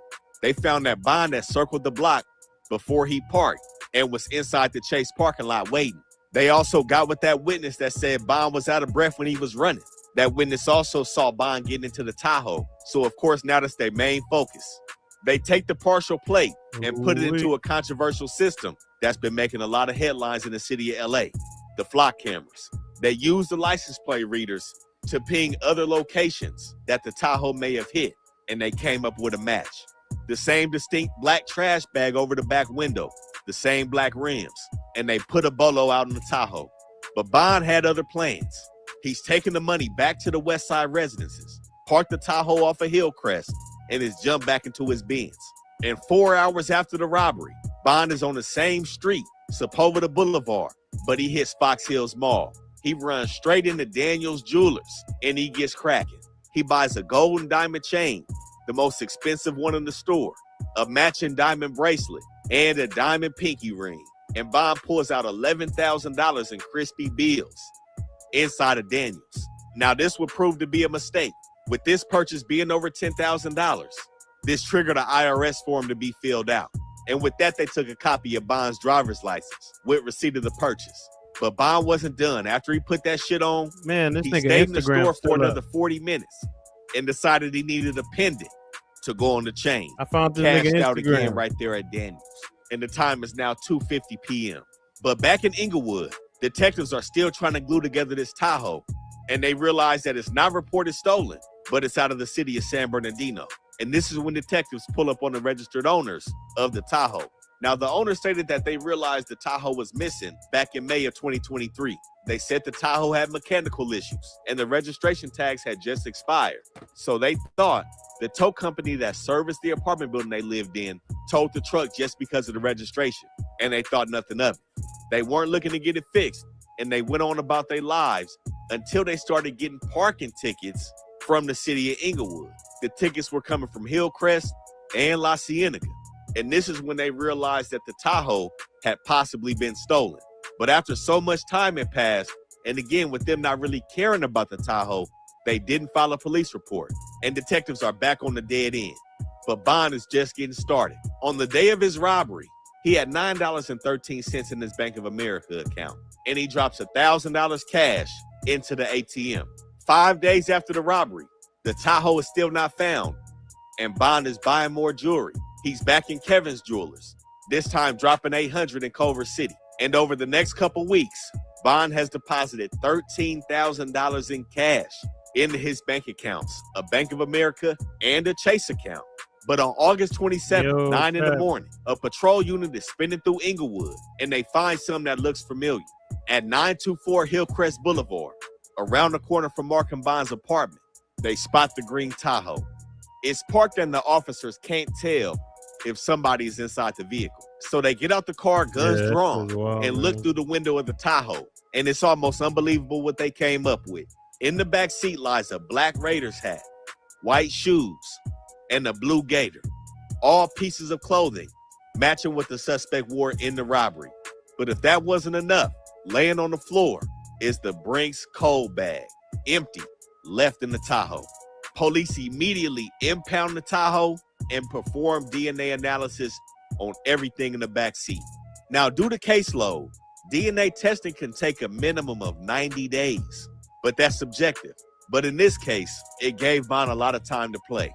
A week after the Tahoe is impounded, it's unknown if Bond notices or cares that this car is now missing. But he's in Louis Vuitton, September 8th, 2023, and he's doing it big. Dropped $7,000, but he stayed true to his roots. He also went to the Inglewood swap meet and dropped $800 on some 61 clothes. years old. He's made multiple $5,000 deposits trying to break the money up into his account. And on September 21st, 2023, he's doing it big. Books a flight to St. Thomas, the Virgin Islands. But Delta put him on a layover in Atlanta, and he's making purchases in Atlanta. He gets to the Virgin Islands. Bond put himself in the Ritz-Carlton, spent another $5,000 on jewelry in St. Thomas, and he books an excursion through Ocean Safari. He's privated a charter boat, watching that sunset with some pizza. And Bond touches back down in the city of Inglewood, still with a little bit more money to play. But he lays low through the month of October. And on November 8th, 2023, a DNA match stating that Markham David Bond was 1 in septillion times more likely to be the owner and wearer of that Black Raiders hat found in the Black Tahoe. And Bond's 40-year criminal run starts to come to an end. Now, because Bond is on supervised release, the first thing they do is tap his PO. His PO says she recognizes him. Of course, his bare face is completely out at the scene of the robbery. But she also says that he's worn the Raiders hat to his probation appointments. When they pulled his DMV and probation records, they realized that his house was 0.1 miles away from where they found the Tahoe. And on November 22nd, 2023, 3 months after the robbery, they kicked Markham Bond's door in. They find a gun in the trash can, Underneath the trash bag and in the mini fridge in a plastic bag, they found $9,000 left over after Bond's shopping spree from the Chase robbery. Now, of course, when LAPD interviewed Bond about this robbery, he denied any involvement, but he said that he has been in that Chase parking lot multiple times because he has a Chase account. But either way, Bond is taking the MDC and he's sitting in a cell. Now, Bond makes a phone call to an individual named Theodore Edmond, and the feds sit back because they can't believe that Bond is a one-man team out here. And they realize that Theodore Edmond is somebody who was also released on compassionate release by the Biden administration. He served 20 years in the feds with Markham Bond. He was sentenced to life for running a $16 million heroin operation. And after that MDC phone call, the feds immediately opened an investigation on Theodore Edmond. Now, they couldn't prove that Theodore was a part of the robbery on the scene, so they tried to look into him for an accessory after the fact. When they pulled Bond's cell phone records, they found that after the robbery, he was in the area of Theodore Edmond's house. And after the robbery, he called Theodore Edmond. But it seemed like Edmond played it smart. He didn't like his time in the feds, especially after dodging the L. And the feds couldn't stick anything on him for this robbery. Now the feds start going through Bond's bank accounts. In his financial statements, they see the influx of deposits after the robbery. Some of his pension payments were $166, and he was known for having less than $200 in his account. They saw the Delta baggage fees, all the excursions he went on. And after losing 2 trials previously, Bond decides to take a third one. Now, due to Bond's criminal history, he was facing a minimum of 25 years in prison.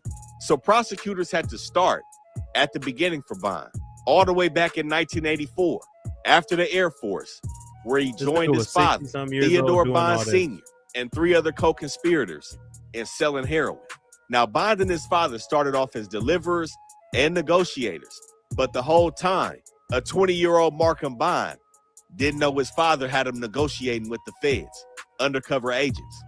And on November 15th of 1984, Bond sells $240,000 worth of heroin to the undercover agents. The agents also bought that much money to the transaction as well, let Bond thumb through it. And when he was done, they took him down that day. Now, he was also released the same day that he went down. And this is when and how he got into robberies. After fucking up a $250,000 deal, Bond is down on his luck. And 2 months later, Valentine's Day, February 14th, 1985, he robs his first bank.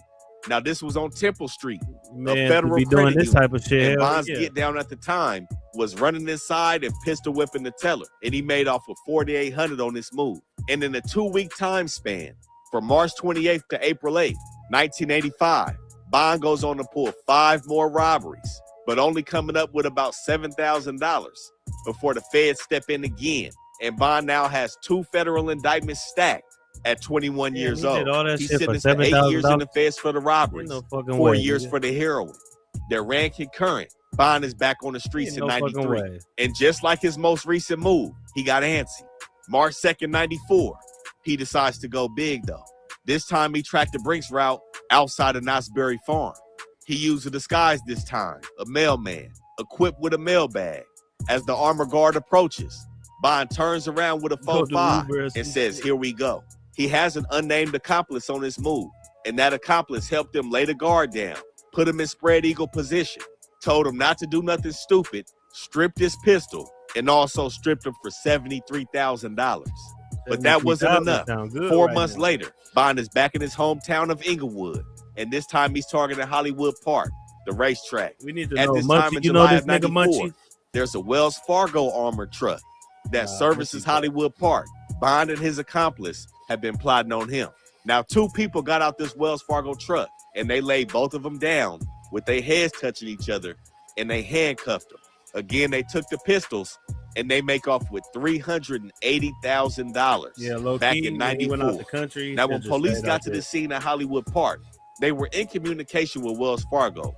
Wells Fargo was already in the process of sending them the serial numbers didn't have enough money. That's probably why crazy they found enough, some of it Markham Bond has been pulled over in that fridge shortly after the when robbery. You travel, you can He's only found travel with a certain amount of money. $50,000 in the trunk of his probably car, only went there and with the a serial certain amount, numbers on those spent it bills all, and just match came the back. ones Wells Fargo was giving the police.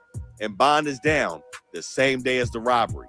And this is the situation that led to him receiving 562 months in federal prison, a 46-year sentence with another 25-year minimum. So now that the prosecutors have aired out Bond's dirty past, the jury is seemingly convinced, but they wasn't done.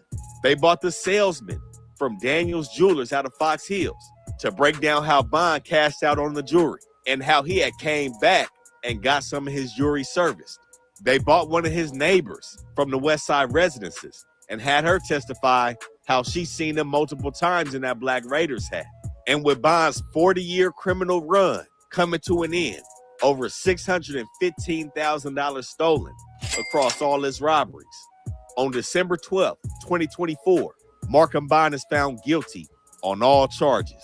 Now, with Bond being 62, facing a mandatory minimum of 25 years, this is essentially a life sentence. But his brother, sister, and his lawyer start to try to help Bond with his sentencing position. They speak about how the system failed him, how they threw him out after almost 27 years with no help.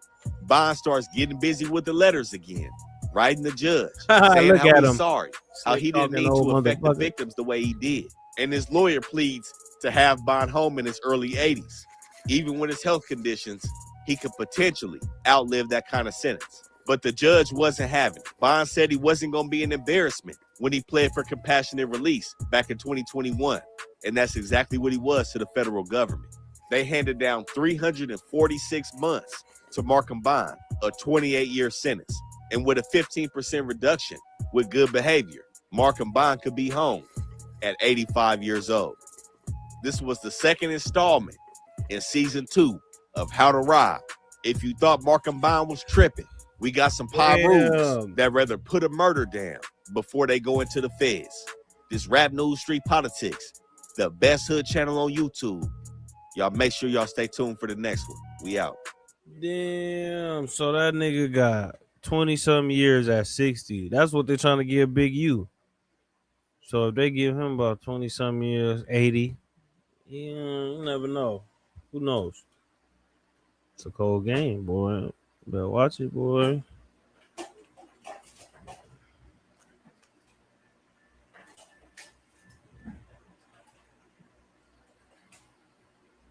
Look at Braves. Man, I ain't worried about. I don't want to hear nothing because people know I be on everybody on the hood. Look, I know Blueface didn't get put out in front of his girl, GM, not in front of Krishan, not in front of the person that he be choked, he be getting up on dead homie. That's the worst feeling in the world, is for a member to get somebody beat you up in front of your girl. I'm GM. I be on everybody. Don't forget it's the who's on wheels. I had to bounce on here, but this one's Damo. Y'all should already knew Brace is gonna get on here and bleed this. How he out and about on wheels, and Cormier is crazy. Cormier crazy on the hood. How he out and about? I know this nigga ain't talking about karma. DLB, somebody press him in his face, breathing on him. Shout out Braves, nigga. What is that image? I'm just saying though. I'm just saying, like, and don't make it seem like I be seeing the comments like, man, he's the XYZ. You man, stop it. On West Side Lanes, I'm just saying, it's the who's. We in Cali with it. We just seeing somebody. He gonna try to hit another bank. Breathing on Blueface in his face, and then the Blueface didn't get off.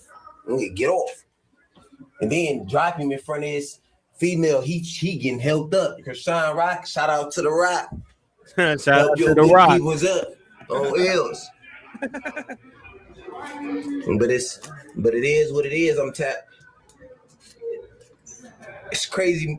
Solo tap in, chime in on me on L's. Speaking as nigga get put out on L's.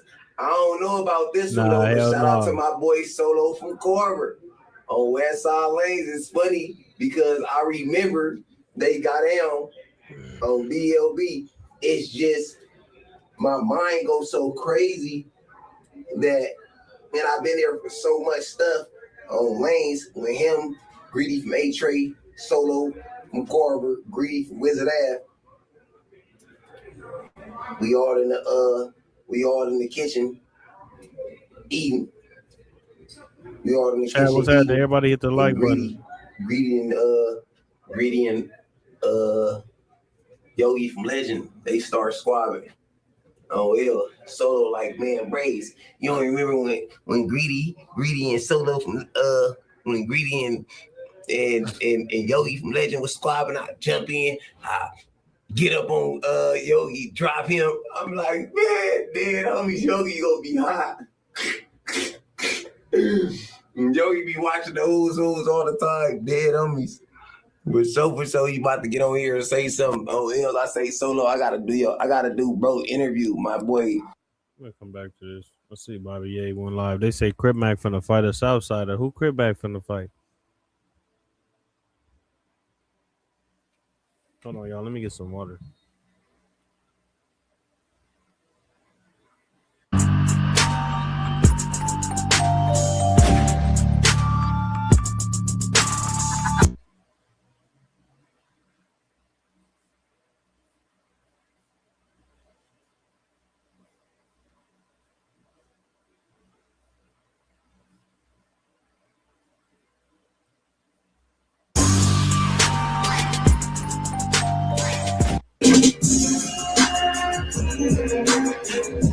Hold on. It's a freak show, baby.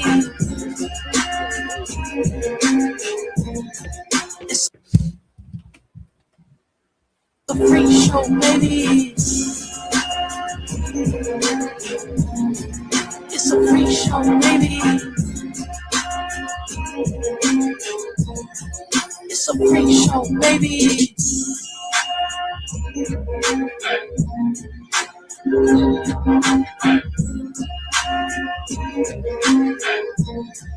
It's a freak show, baby.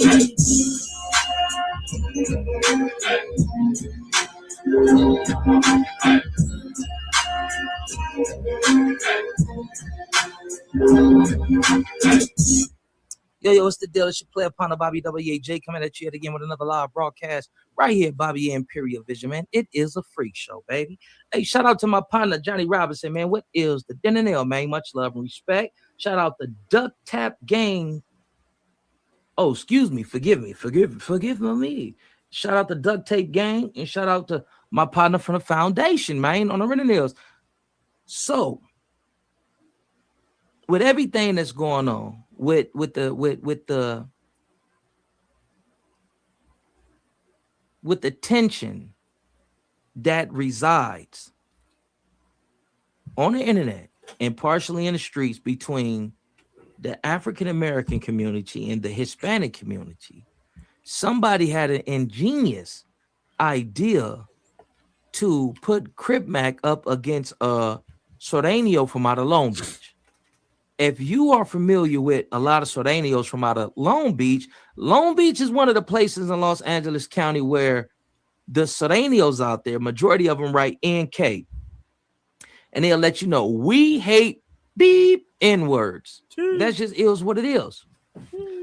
What I want to know is, do y'all believe that if Crip Mac loses this boxing match against this racist Sordenio, do you think, or excuse me, the Southsider, let me be a little bit more specific and intentional with my words.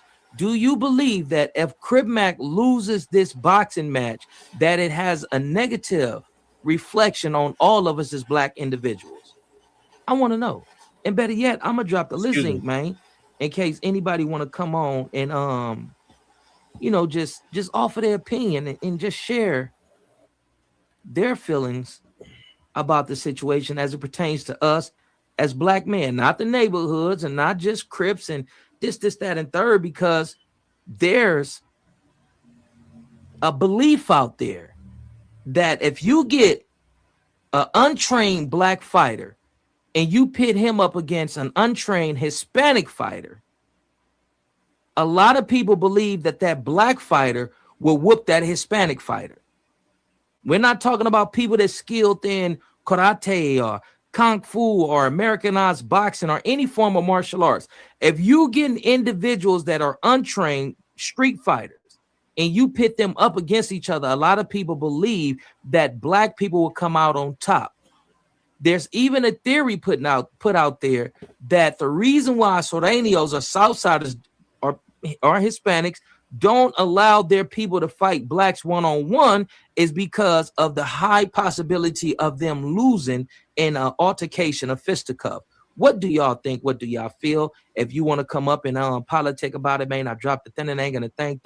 You feel what I'm saying? Let's read this comment right here. This is West Steele. Get Money says only one speaking on the SHIT. Man, I'm a that wood matters, now. bro. Salute to you as well on the Renton Hills. Appreciate that, family.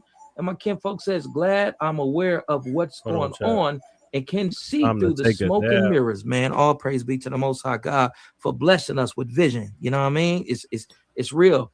Duct Tape Gang says, why he fighting the SA dope? I don't know. I guess somebody is trying to be an opportunist and capitalize off the tension that currently exists on the internet and partially in these streets. And they want to capitalize off of it. You feel what I'm saying? You got individuals trying to capitalize off it in that way. And then you have another brother that's saying that he's putting together a peace dinner to create peace amongst Crips and Bloods and Hispanics, the Southsiders. But how could you do that? And we don't have peace amongst one another. You're rank jumping. You're jumping through the process. It doesn't go like that. So let's get into this, man. This video that I'm gonna be sharing with all you amazing people is from none other than two gangster for YouTube. Let's get into it, man. Let me see this right here. Check this out. Trip out on this.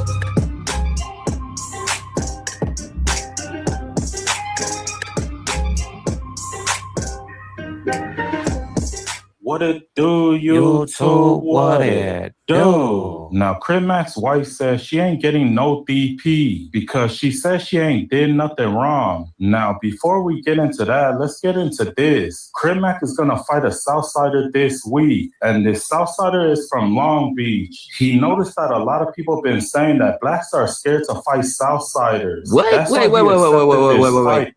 Ain't nobody said no blacks is scared to fight Southsiders. Who the fuck said that? Where you hear that from? I heard that Southsiders is afraid to fight blacks individually, and that's why they arm themselves, and that's why they don't give no head ups to blacks. I ain't never heard that blacks is afraid to fight Southsiders. I ain't never heard no shit like that. And we going to correct that right here, right now. And I ain't never heard no shit like that, big dog. Somebody said two gangster is Mexican. Talking like that, I believe it. People were attempting to say that blacks were afraid of Southsiders or Hispanics as a collective, not as an individual. But let's get back into this content, man. That was crazy right there. Bro, that nigga Funny Bunny called me a black motherfucker. Hey, we gotta save this for Saturday. Hey, come on, gang. We gotta save it for this Saturday, y'all. Hey, come on, look. This Saturday is going down. Stop playing with us. We going live. I'm right here with feet out. It ain't nothing funny in this month. We got some real ones in the building. We going crazy. Is that He ain't from Longos. He's from PL. He said he's one of the few Southsiders that loves to fight blacks. He said most Southsiders in LA are scared to fight blacks. So it's no surprise to me that he's willing to fight Crip Mac. So look, fool, recently you went viral for making a comment that said something along the lines of that the Southsiders from Long Beach were afraid to fight the blacks. That motherfuckers are scared to catch bait with the morenos. I mean, like straight up come down. Like, I haven't ever seen a lot of my raza put in work to stand up for a raza. So morenos could like say that we get down with the business. There's been a lot of homies that are with the business. We don't get down, bro. And not even only in Long Beach. I'm talking about everywhere, bro. Funny Bunny, hey, look, and that's the Southsider saying that on the Southsider platform. When it comes mano y mano, hand-to-hand combat, single combatants, one person fighting, a lot of Southsiders don't even want to fight blacks. And that's on my mama. Listen, homie, I done been in situations to where I done fought multiple. Southsiders at one time on Stevie. And I'm not lying. I'm not overreacting. There's individuals that can validate my stories. On Eastside, PJ Watch Crip, on Steve-O, I didn't whip 3 of them. Same time, no problem. It became a problem when that motherfucker named Chico, Cisco, some shit like that came, and this motherfucker had 2 big ass metal rings. And he caught me. Boom. Now I'm fighting foe. He blindsided me. Boom. I'm like, oh, hold on. They got weapons. But all the time it was them 2 big ass skull rings he had on. So I ran, got the motherfucking broomstick, and started doing what I was doing on PJ Crip. They got weapons. But I fought 3. Me fighting 3, whooping their ass. It was the nigga, some little Hispanic dude named Flea. What was the other nigga name? It wasn't Flea. I was whooping the little nigga from Compton ass first. They well, damn, I tell y'all, well, fuck it, I'm gonna tell y'all the story, man. One of my partners had sent me some narcotics to sell. I sell the narcotics and I buy some more narcotics, some weed. So when it came time to pay the dude Yanez, the staff Yanez, his money, and he came and tried to collect his money, I ain't got nothing money for you. So he took offense to that. And the way that he said that he was going, the way that he thought he was going to get me back was popping the doughs of the Hispanics. He popped one Hispanic dough. He popped my dough. I run out and I instantly attack. Before he can attack me, the plan was for them to catch me slipping. Because I remember Yanez walking down the bank. I was in a bed. I had my room dark and I had my head covered. I'm in the bed just chilling. Next thing I know, this go to the control booth. And then rack the Hispanic dough, rack my dough. I instantly jump up. I look out the door. I seen a Hispanic dude in his coming out of, and I attack. Boom, bam, bam, bam, bam, boom, bam, bam, bam, boom, bam, bam, bam, bam. I'm whooping his ass. Ooh, I'm hitting him with thunder. I'm coming from way back under and bow. And when I hit him, he moving. I'm whooping his ass. It's feeling good to me. And then I hear, and then I hear, it's another one coming. Man, when I turned around, man, I hit that dude with a cold left hook. Bow! And he went into the wall. And I went to work on his ass. Boop, bop, bop, boop, bop, bop. I didn't want the other dude who ass I was whooping first. I ain't want him behind me. So I whooped his ass into the corner with his other partner. And I'm just working there. Boom, bam, bam, bam. I'm whooping their ass real good. And it's feeling good too. Then I hear that means another door open. So I'm whooping their ass. I'm whooping their ass so good, I'm controlling the direction of these sap suckers. So I turn them this way, and the other dude come in, and we locking. Bam, bam, boom, bam, bam. Now there's 3 of them. I can't control the direction we going. You feel what I'm saying? So they coming at me, and we rocking. Boom, bam, bam. I put one down, and we going at it. Bam, boom, bam, bam. We rocking. So somehow, some way, now my back is towards the control booth. I don't hear another. I don't hear that. Next thing I seen was some goddamn Tweety Bird, stars, and lights. He ain't knocked me out. He just blindsided me with a good one, the big ass ring. Booyah! Like, oh, cuz, what was that? And it's another Mexican. So we rocking and rolling, cuz. Now I'm fighting foe, cuz. I'm a little winded now. So I got to get me a weapon, cuz. I go get the motherfucking broomstick, start swinging that motherfucker. So getting back to what I was saying, forgive me. We don't have a problem fighting them. And most of the time, I say 80% of the time, when we fight these individuals, we whooping ass. And this is the truth. But let's get back into the content, man. Forgive me, I know I was a little winded on that one, but let's get it. Line up. But he's admitting right here that they ain't known for giving us one-on-one fights. And when they do, they typically don't win. And that's the truth. Let's get it. I see more people from Paisas get down with the Morenos. They're more with it than the ones that actually are here for cholo gangbanging, homie. I agree. My age, homie. Just get down with the Morenos, my boy. Just get down with a squabble with them, homie. And then they're gonna like you more, perro, because that's how they like to squabble, homie. And they just give you your props, bro. That's what I like about them, because I squabble. So for Bunny Hunter, I drop with them. Bunny Hunter, hold on, man. I got a bit. Hold on. Do we got any Bunny Hunters in the chat, man? And it was not ever. Do we got any of my Bunny Hunter player partners in the chat right now, man? Shout out to the niggas who go on housing projects, man. Shout out to my partners from East Shore, Bunny Hunter Watch, man. He say he squabbled a cat from Bunny Hunters. Let's run it back and let's get into that, man. I see more people from Paisas get down with the Morenos. They're more with it than the ones that actually are here for cholo gangbanging, homie. My age, homie. Just get down with a squabble with them, homie. And then Let's run it back and let's get into that, man. And they're gonna like you more, perro, because that's how they like to squabble, homie, and they just give you your props, fool. You know, that's what I like about them, fool, because, you know, I squabble, so fool for Bunny Hunter, I drive with them, we used to go on looking for them, like legs, so it's like, and it was not ever personal, it was just like kind of like a good experience, homie, like, yeah, homie, we both with it, homie, like, yeah, homie, like.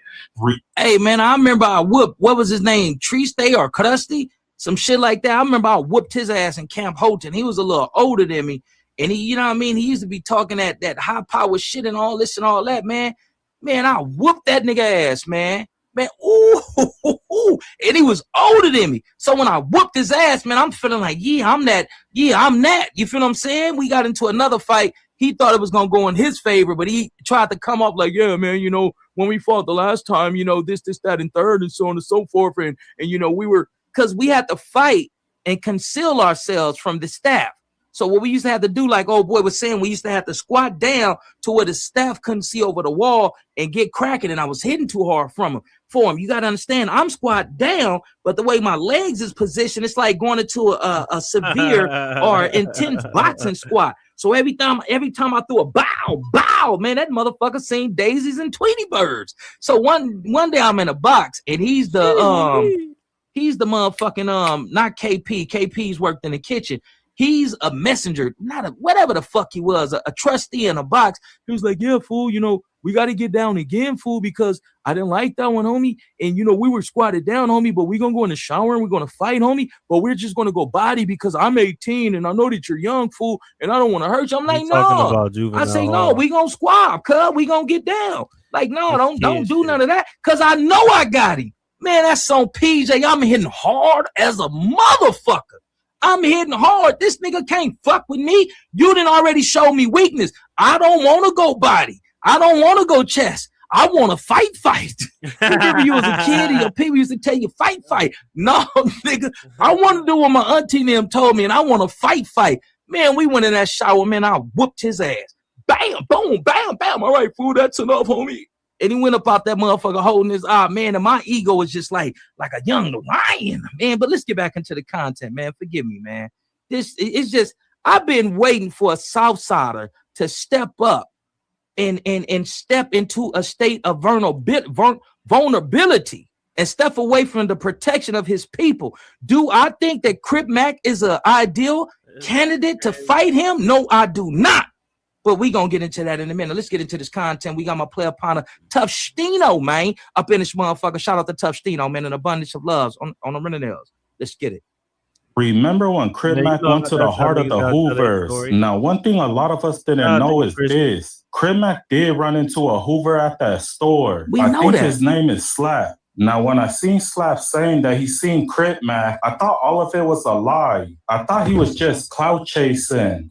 It's so easy to become a podcaster with Riverside. First, go to Riverside and open an account. When you're ready to... Why that nigga C-Mac just bounced out on Manchester and Fed, hit it for 2 seconds. I walk out the store, see Goo, bounce out real fast. No, he didn't. Car, Goo ball. Tell Cup bring his best back. Well, we finally learned that it was true. This guy Slap did run into Crip Mac. He seen Crip Mac and started messaging him on Instagram, saying stuff like "I see you" and "We're gonna get you." Never, man. Hold on. No, anything because it's a bad look. No. That can't be true. If that is true, I don't even need to say. I don't have to say it. If that's true, that he saw him and started messaging him, this, that, and third, I don't even need to say it. Do I have to say it? I don't need to say it. And it shouldn't be meant for me to say. So I am not going to say. We're going to leave it to the Hoovers to say it or not say it. But that right there is crazy. Let's get back into the content, man. Man, you know, people from his own hood is gonna say, "Why you didn't rush him? How come you did nothing?" Now, all because of clout, you might catch a DP. Damn. It's just, I don't know. Just me personally, you going back and forth with somebody on Instagram, bro.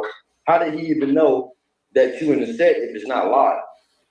So Groove seen you in the store? What you saying? My thing is though, if you said that he antagonized and he disrespected because of the slap, right? Why did he diss? Because the video was posted after. So he dissed. He was messaging while we was right there. See, that's my Never. point. That means they was going back and forth while this transaction happened, what he was said. And this is just bullshit. Never. So hold on. Let's get it straight. He seen you, but then he didn't see. No, I'm saying he seen you. No, hold on. Now the dynamics have slightly changed because we were talking about Crip Mac fighting this Hispanic and what it look and reflect poorly on us as a people if he get in there and lose. Now the dynamics then change because now the Hoovers is bringing additional Hoover business to the internet. So we got a young dude from Hoover that saw Crip Mac in his set instead of attacking him or going to go get whatever he needed to get a job done. He elected to start messaging him, but then he came to the internet and he pretended like Crip Mac was over there and he jumped out for 1 or 2 seconds and then he got on. But we seen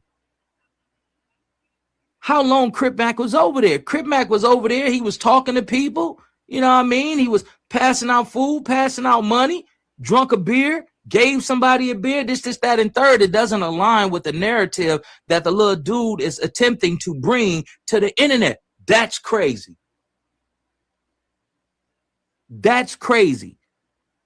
And that may potentially be a DPable offense for the little dude that ran to the internet and said, hey, Crip Mac, Crip Mac was in the set, this, that, and third.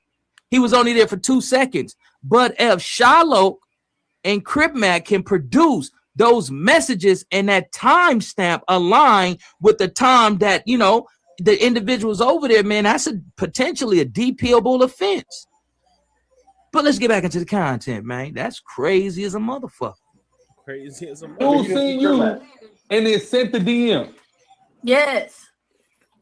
Yeah, so they was already there. We can't take no female word and for it. We need proof. We was there while he was messaging us. We was all right there in the same spot. Nigga was messaging shit. So Groove was in the store, what you saying? Slap was in the store, what you saying? He was in the store, in the car, something. Somebody has to ask a little bit. You can clearly see him say, oh, this nigga C-Mac right here, whooping with the whoop. And that video that he posted, like, that's like. No, he said, I seen that. He said he was there for 2 minutes and left. My thing was, not there if you seen him. We were there like 5 minutes. Damn. Yeah. That was my question, though. My question was, how did he know he was there to antagonize C-Mac? That's my whole thing. He was messaging him through Instagram. Yeah, so that's bullshit. So he basically seen him, basically. Damn. Yeah. Shiloh got a lot of family from Hoover. Triggerbird told her the consequences of playing stupid games. He said as an ally, you're supposed to stay out of it.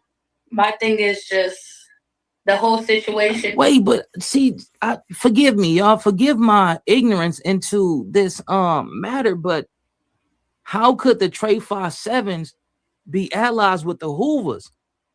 And number one, the Hoovers is in LA, the Trey 5-7s is in Pomona.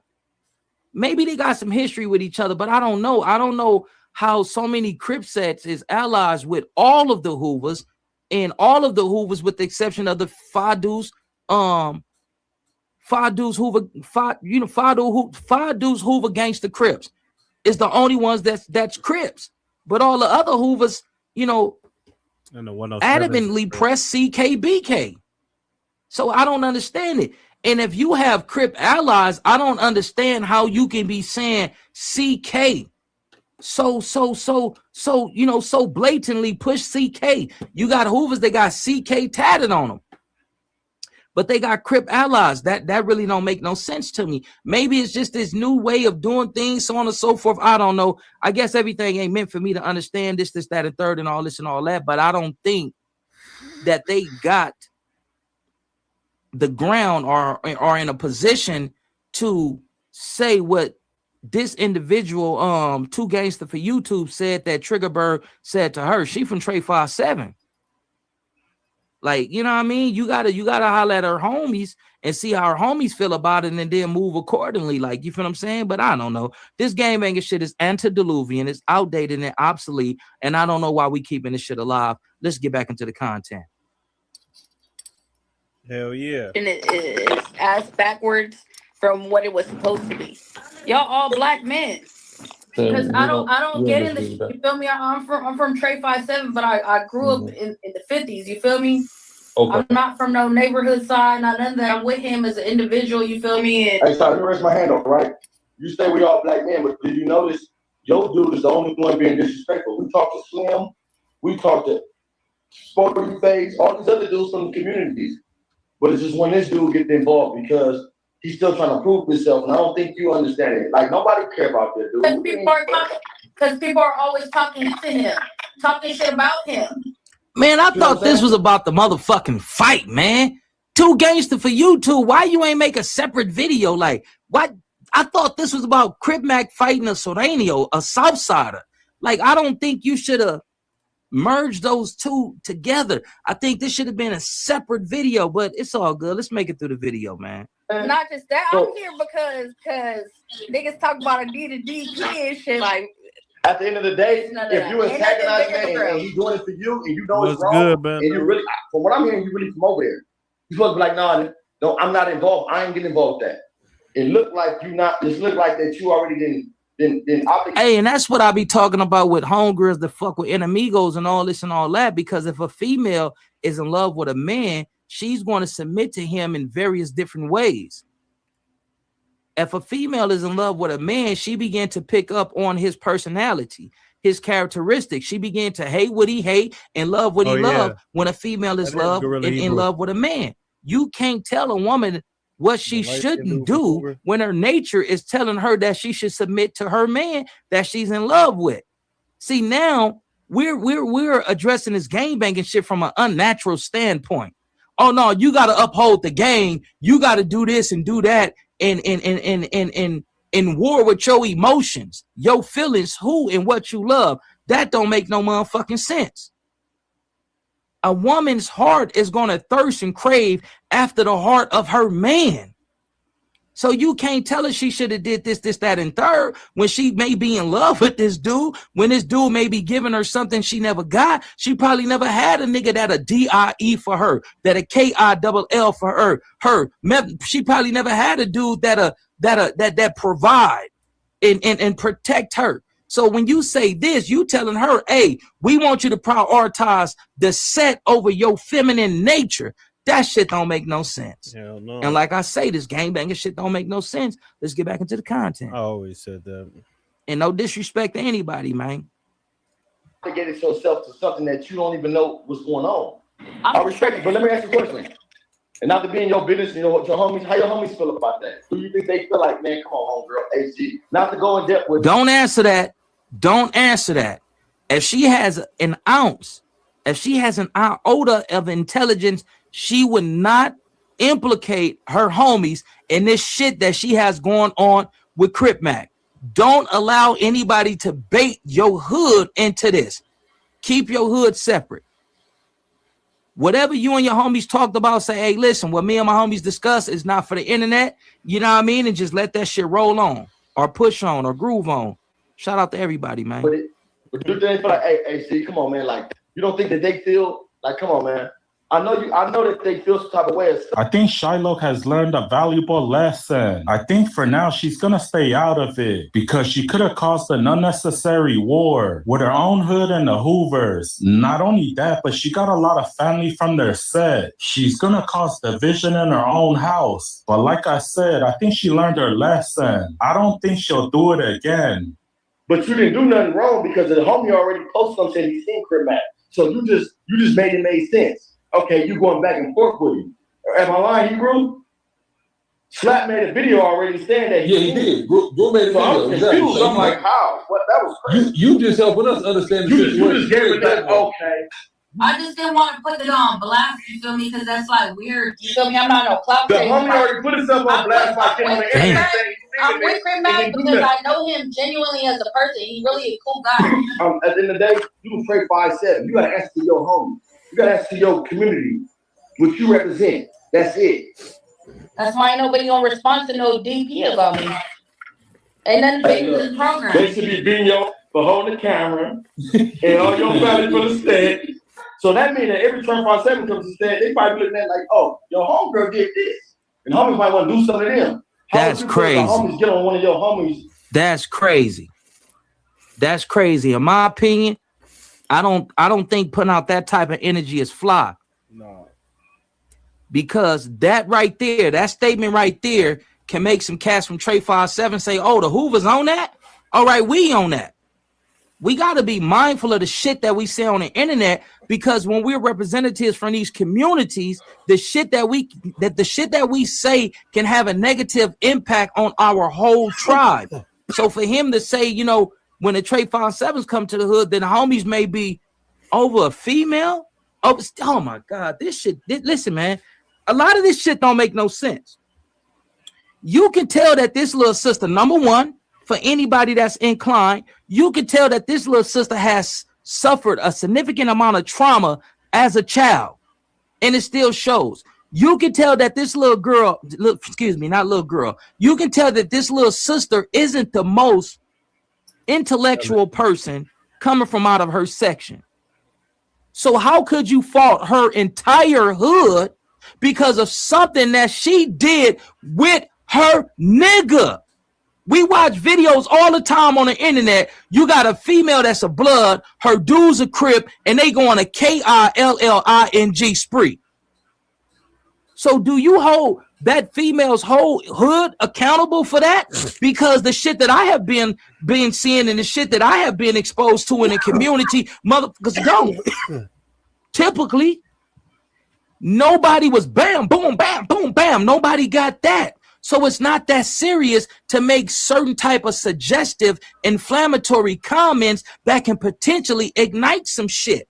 This is a female, and this female is still trying to figure out and navigate through life and discover who she is as a person. And if you don't believe that, look at the individual that she's with. She's with Crip Mac. If they say behind every great man is a strong woman, what about every stupid dude? It's an even stupider female. If individuals saying that Crip Mac is stupid, this, that, and third, and so on and so forth, is he not a reflection of his old lady, and his old lady a reflection of him? Sometimes, cuz when we get on the internet, we got to make sense of this. I know I cannot be the only individual that has a percentage of intelligence to himself. God damn, cuz. Hold on, this is my folks. Hold on. Forgive me, y'all. Let me just run the video while I send this text. Just because you did that, you're not gonna feel right, right? You're like, damn, for what? Clout? But what happened for it to lead to that? See, that's what I'm saying. That's why you're here to speak on that. And it ain't about. And see, look,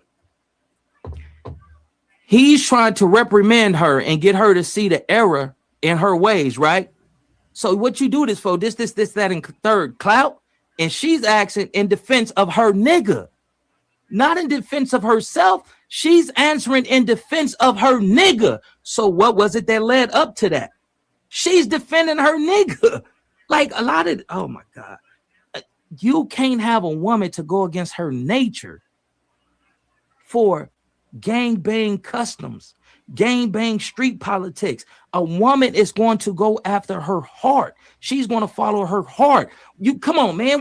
Let's stop acting like we ain't never seen, what was that, the motherfucking Godfather, when the daughter fell in love with the dude that was going against her brothers. We done seen movies to where this female start fucking with a dude from the other side and then, you know, fall out with they people or start doing shady shit. That's a woman's nature, to grow and become a reflection of her dude. That's why I don't understand why some of my homegirls decided to fuck with the ops. Is they still a homegirls? Yeah. Do I trust them? Fuck no. Knowing biology, biochemistry, knowing psychology, a woman falls in love with her husband, her mate, her spouse, and ultimately becomes a reflection of him. So to ask her to uphold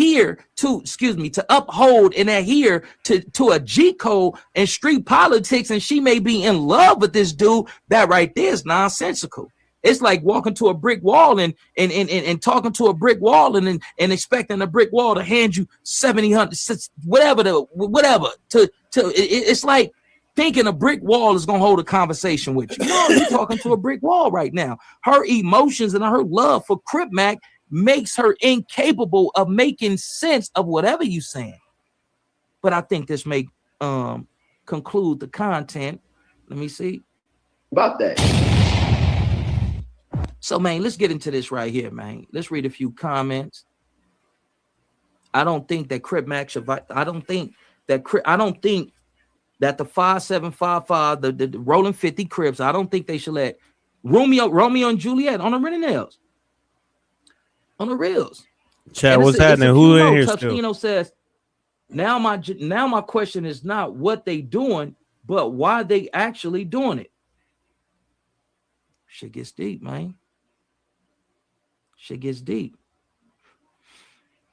I don't think that the rolling 50s, shout out to the neighborhood, shout out to the groove, shout out to gangsters, shout out to the hub and dub, shout out to everybody. But I don't think us as a people should allow Crip Mac to fight this dude. Right now ain't the time for this type of comical exhibition boxing match. Shit is too sensitive and tender right now, bro. Appreciate you. Because if Crip Mac get in there and put on the same type of performance that he did when he went to 109th Street Park and fought the little dude from Bounty Hunters, that's going to reflect poorly. That's crazy because I'm literally talking. If Crip Mac texting the nigga from put Bounty on the same type of performance that he did when he went to that mansion and fought the dude named Dean or whoever, that's going to be a negative reflection of us. That's crazy. And if he fight the way that he's been known to fight since we have been familiar with him, that's going to be a negative reflection on us. So fuck all this trying to be comical and fight for a bag and fight for clout and all this and all that. Oh boy is going to be fighting to get that W to make his people look equally as strong or superior to blacks. Nigga, you fighting for a bag. You fighting for entertainment. He's fighting to make a statement. That shit don't properly align. So I don't think that Crip Mac should fight cuz. And I think the individuals need to speak up. I'm gonna reach out to the little, what's his name? K-Mac the Great or some shit like that. Yeah, I'm gonna have to reach out to find a way to reach out to this dude. I ain't been sending him on Instagram in a minute. That Connecticut. But no, homie, you gotta change that up. We can't do that. That's gonna make our people look bad. If Crip Mac get in there and get his ass whooped, that's on Eastside PJ Wash Crip. Fuck cuz. Cause you ain't just fighting for yourself. You ain't just fighting for a bag, nigga. You fighting to make our race look the way that it needs to be look. Look. You're fighting to make our race look the way that it need to be viewed. I don't even know. I'm motherfucking tongue-tied with this shit, dog. You fighting for the integrity of our people, nigga. You ain't fighting for clout and entertainment and all this so comical, stupid shit, all this clown ass shit, all this old mark ass shit, nigga. You fighting for the integrity of our people, of our race. So if you gonna get in there and you gonna fuck around and play around and all this and all that, nigga, don't get your ass up in there. Nigga, get somebody that's qualified to get in there and put on for our people, nigga, because they gonna be fighting for the integrity of they people. They gonna be fighting to make a statement. And what statement is they trying to make? That they can fuck with us in singular hand-to-hand combat. So if you ain't gonna get in there and do the job that needs to be done, nigga, get one of the homies that's able-bodied to get in there and make a statement for the integrity of our people, nigga. Because if you get in there and make us look bad, ain't no telling what may befall you, partner. Hey, man, let's get into a few of these comments, man, and I'm going to get up off this thing, and I'm going to swirl it like that, and we're going to stop right there. All right, Yep, Crip Mac. Duct Tape Gang says, that's funny, Bunny. Rich Rabbit, we got Rich Rabbit in the building. What's the dinner nail, my young nigga? Much love and respect. Rich Rabbit says, laughing my ass off. That's the dude who he called me a black motherfucker. I was on him. Yeah, man, never, Rich Rabbit, don't take this the wrong way, you my young nigga. I was going to say, man, let Rich Rabbit fight him, but I forgot, the controversy behind that, this, that, and third. But no, we need to get somebody else in there to fight, cuz. And he calling black people black motherfuckers and all this and all that. Like, no, he already think he hot shit. Cuz got to go to sleep. If he don't go to sleep, man, he got to get knotted up and he got to come out. He got to come up out that motherfucking ring looking like Martin on that episode when he got knocked into the wall and his head was this big because he thought he could fight Tommy Hitman Hearns. Man, somebody got to make this Hispanic dude look like that. Can't get in there and play. You got to break his jaw. You got to break his nose. You got to send him to the hospital. You got to make him seek medical care afterwards. You got to make a statement because he coming in to make a statement to his people. And if he wasn't coming to make a statement for his people, his people would not let him to do. His people would not allow him to do this and make them look bad. Come on, people, let's get it together, man. Jay Jeezy says, I seen Crip Mac fight. It wasn't good. Man, every fight that this dude then had, it turned out bad. We don't need him representing us, homie, on the reels. NP says, salute, Bobby, and salute chat. Salute to you as well, Queen. Much love and respect. See how two gangsters flipped it? Yeah. Yeah, I like how he did that. Duct Tape Gang says, Crip Mac cannot fight. He don't need to fight for us then. It's too much shit going on between the African American community and the Hispanic community for him to get in there and fuck around. Like, listen. If this was 6 months ago, I say, man, let him get in. And hey, let him get his bag, do his thing. But with everything that's going on and with us being under close scrutiny, we don't need that little nigga fighting for us, man. Sit your ass down. And let somebody that's qualified and able-bodied get in there and touch him up, and I guarantee you they reconsider it. They gonna get mad as a motherfucker. You want me to tell you you want me to tell you how I know they gonna get mad? Because every time Mayweather went in there and whooped some ass, oh man, they was hot. They hate Mayweather to this day. In the words of Deontay Wilder, to this day, they still hate Mayweather. And Mayweather got cocky when he found out the racial dynamics on the West Coast. And, on the western side of the United States of America, he started coming in with a Mexican flag and all that, antagonizing them, taunting them, and so on and so forth. They hate Mayweather. Mayweather understood the assignment. All right, Johnny Robinson says, what up, Frank? Johnny Robinson says, what up, Queen? Let me see. Let me get some comments. Let me see. All right, we got DK.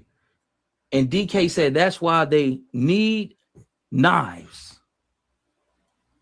All right, we got Frank Nitty said they're Mexicans from Long Beach and Paramount racist. Hell yeah, they is. He says not all but enough. Johnny Robinson says, we in here, yay. Much love and respect. We appreciate you on the nails. Frank Nitty says cap. Johnny Robinson, Johnny Boy says, bet you he ain't win either. Frank Nitty says he ain't knocked no Hunter down cap. No, I think he said they got down.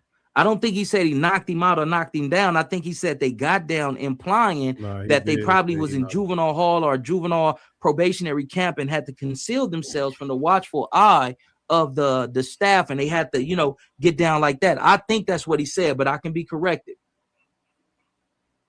All right. Tufstino says they're going to whoop C-Mac. Yeah, man. I don't think he should do that. I don't think the neighborhood should allow him to do that. JG said brothers got to start paying some of racists down. Brothers got to start paying some of racists down. I don't understand what that means. All right. Wesley Get Money says got a question. When you get the time, bro. All right, for Shigadale, holler at me.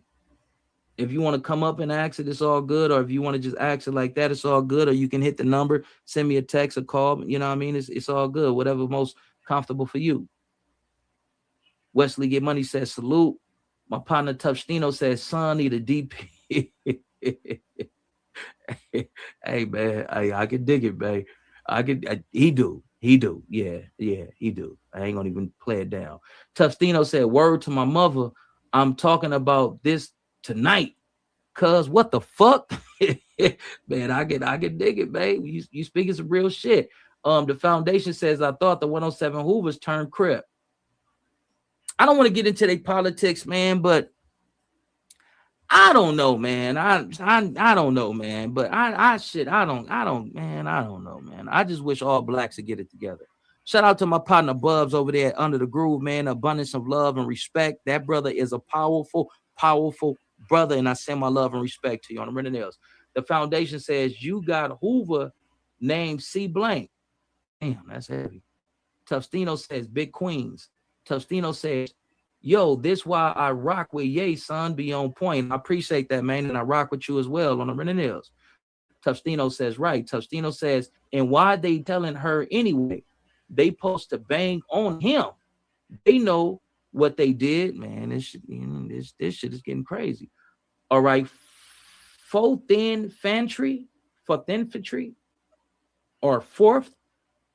I don't know. Forgive me. I'm gonna just highlight it.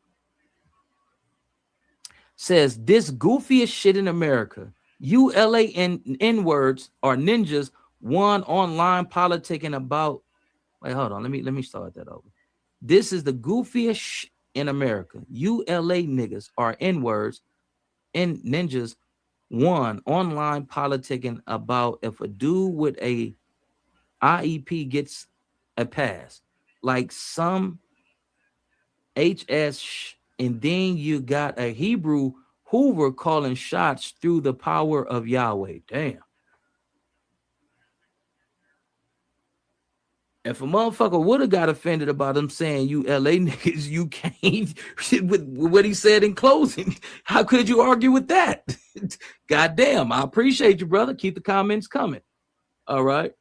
Hey, man, they said like the video. Tufstino says, yeah, you right. Tufstino says, absolutely. Tufstino said they just know they not pulling up on C-Mac, bro. They doing what they can. I can dig it. All right. Frank Nitty says, Tron be on there making the funny. Oh, excuse me. Tron be on there making the most sense. He not even from Cali. My partner from 6'9" East Coast Crip, man. What's up with my East Coast partners, cuz? Man, shout out to my EC NHCs, man. Shout out to the ECBCs as well, man. Shout out to the East Coasters. Man, shout out to Black Man everywhere. How about we just do it like that, man, on the Renton Hills? Or are we going to go to the last 5 comments, man? We're going to get about this name, man. All right, let's go right here. Pelican Hefe. Pelican Hefe says, Mayweather always wanted to fight on Mexican Independence Day and wore their colors to pay homage to them. Okay, all right. Frank Nitty says, why C-Mac not training? I know he got the dough. Pelican Hefe says, Mayweather also said all lives matter. He ain't a good representative. We ain't talking about the nigga being a representative for blacks, but we're just talking about, I'm just talking about and using him as an example. That's it. Like, is he a good representative or leader of blacks? Fuck no. But is he a great fighter? That's undeniably. Did he whoop a lot of their ASSs on their holidays and wearing their flags and so on and so forth, and they hate him to this day? Yes. I was using him as an example to show that if C-Mac get in there and beats old boy ass, they're going to hate the fuck out of him. And it's going to potentially create something. And I'm not talking about creating a race war, but they're definitely going to change a lot of things if C-Mac can get in there and pull a job off. I don't want C-Mac to fight because I think we need to get somebody else in there to fight him. All right. Baby Taz says, niggas need to get back to school. I can dig it. Frank Nitty says, anybody won't jump on the link is in the chat. Likes up, chat. Antoine Busby says, salute Bobby Ye and Frank Nitty. Salute to you as well, King, on the Renton Hills. All right, we're going to round it off with this one. Frank Nitty says, salute to the coast on the Renton Hills. Antoine Busby, salute, brother. And Beach Boy 562 says, Crib Mac handlers are bunk. Oh, my mama. Wesley Get Money says, you passed my question, yay. All right, for Shigadell, man. All right, for sure. Hey, man, and I appreciate y'all, man. Too black, too strong. We all we need. We all we got. And like old girls say, power to the people. Oh, my bad. Hey, I'm out of here, man. It's a freak show, baby. I'm gone, man. Much love and respect. Hold on, we got one more comment. Number one Juan says C-Mac is a Samoan. He repping Uso. You really believe that nigga part Samoan, man? That nigga capping. That nigga, his daddy out here. That nigga ain't no goddamn Samoan. That nigga black, blickety black, and the black and the blickety black. That dude black, man. That dude ain't no Samoan, man. He corn popping. He look just like the nigga out here from Gary, Indiana to say that he is daddy. They look identical to one another. That nigga daddy is out. Man, better yet, on PJ. No, we don't need Crip Mac to fight the Hispanic dude. We want his daddy from Gary, Indiana to get in there and fight him, because an old cat from Gary, Indiana that's out here, Berkshire Mafia or Berkshire Mob. He say he got a cold squabble and he can't wait to fight some motherfuckers from Cali. We don't want Crip Mac to fight for us. We want to elect a different representative. We want Crip Mac daddy to go in there and fight this Hispanic dude. Say, man, hey man, I'm gone, man. It's a free show, baby. What's up? I'm gone. I'm out of here. Oh man, hold on. I'm sending love and I'm sending prayers to the community of Watts. I was just notified that 2 people allegedly lost their lives in between 103rd and Century on Grand or Grandy. Sending abundance of love to my community. God bless my community, and please, God, strengthen the hearts of the families that that either got the news or about to receive the news that their loved ones are no longer here. Y'all stay and be blessed, man. One love. It's your play upon the Bobby WAJ, and as I say, what's up, baby? Is she your baby? I'm screaming out, why seen y'all go crazy? I'm a project, baby. You know I'm crazy. I fuck her so good, she be like, hold on, baby. Nigga, your old lady. It's my new baby.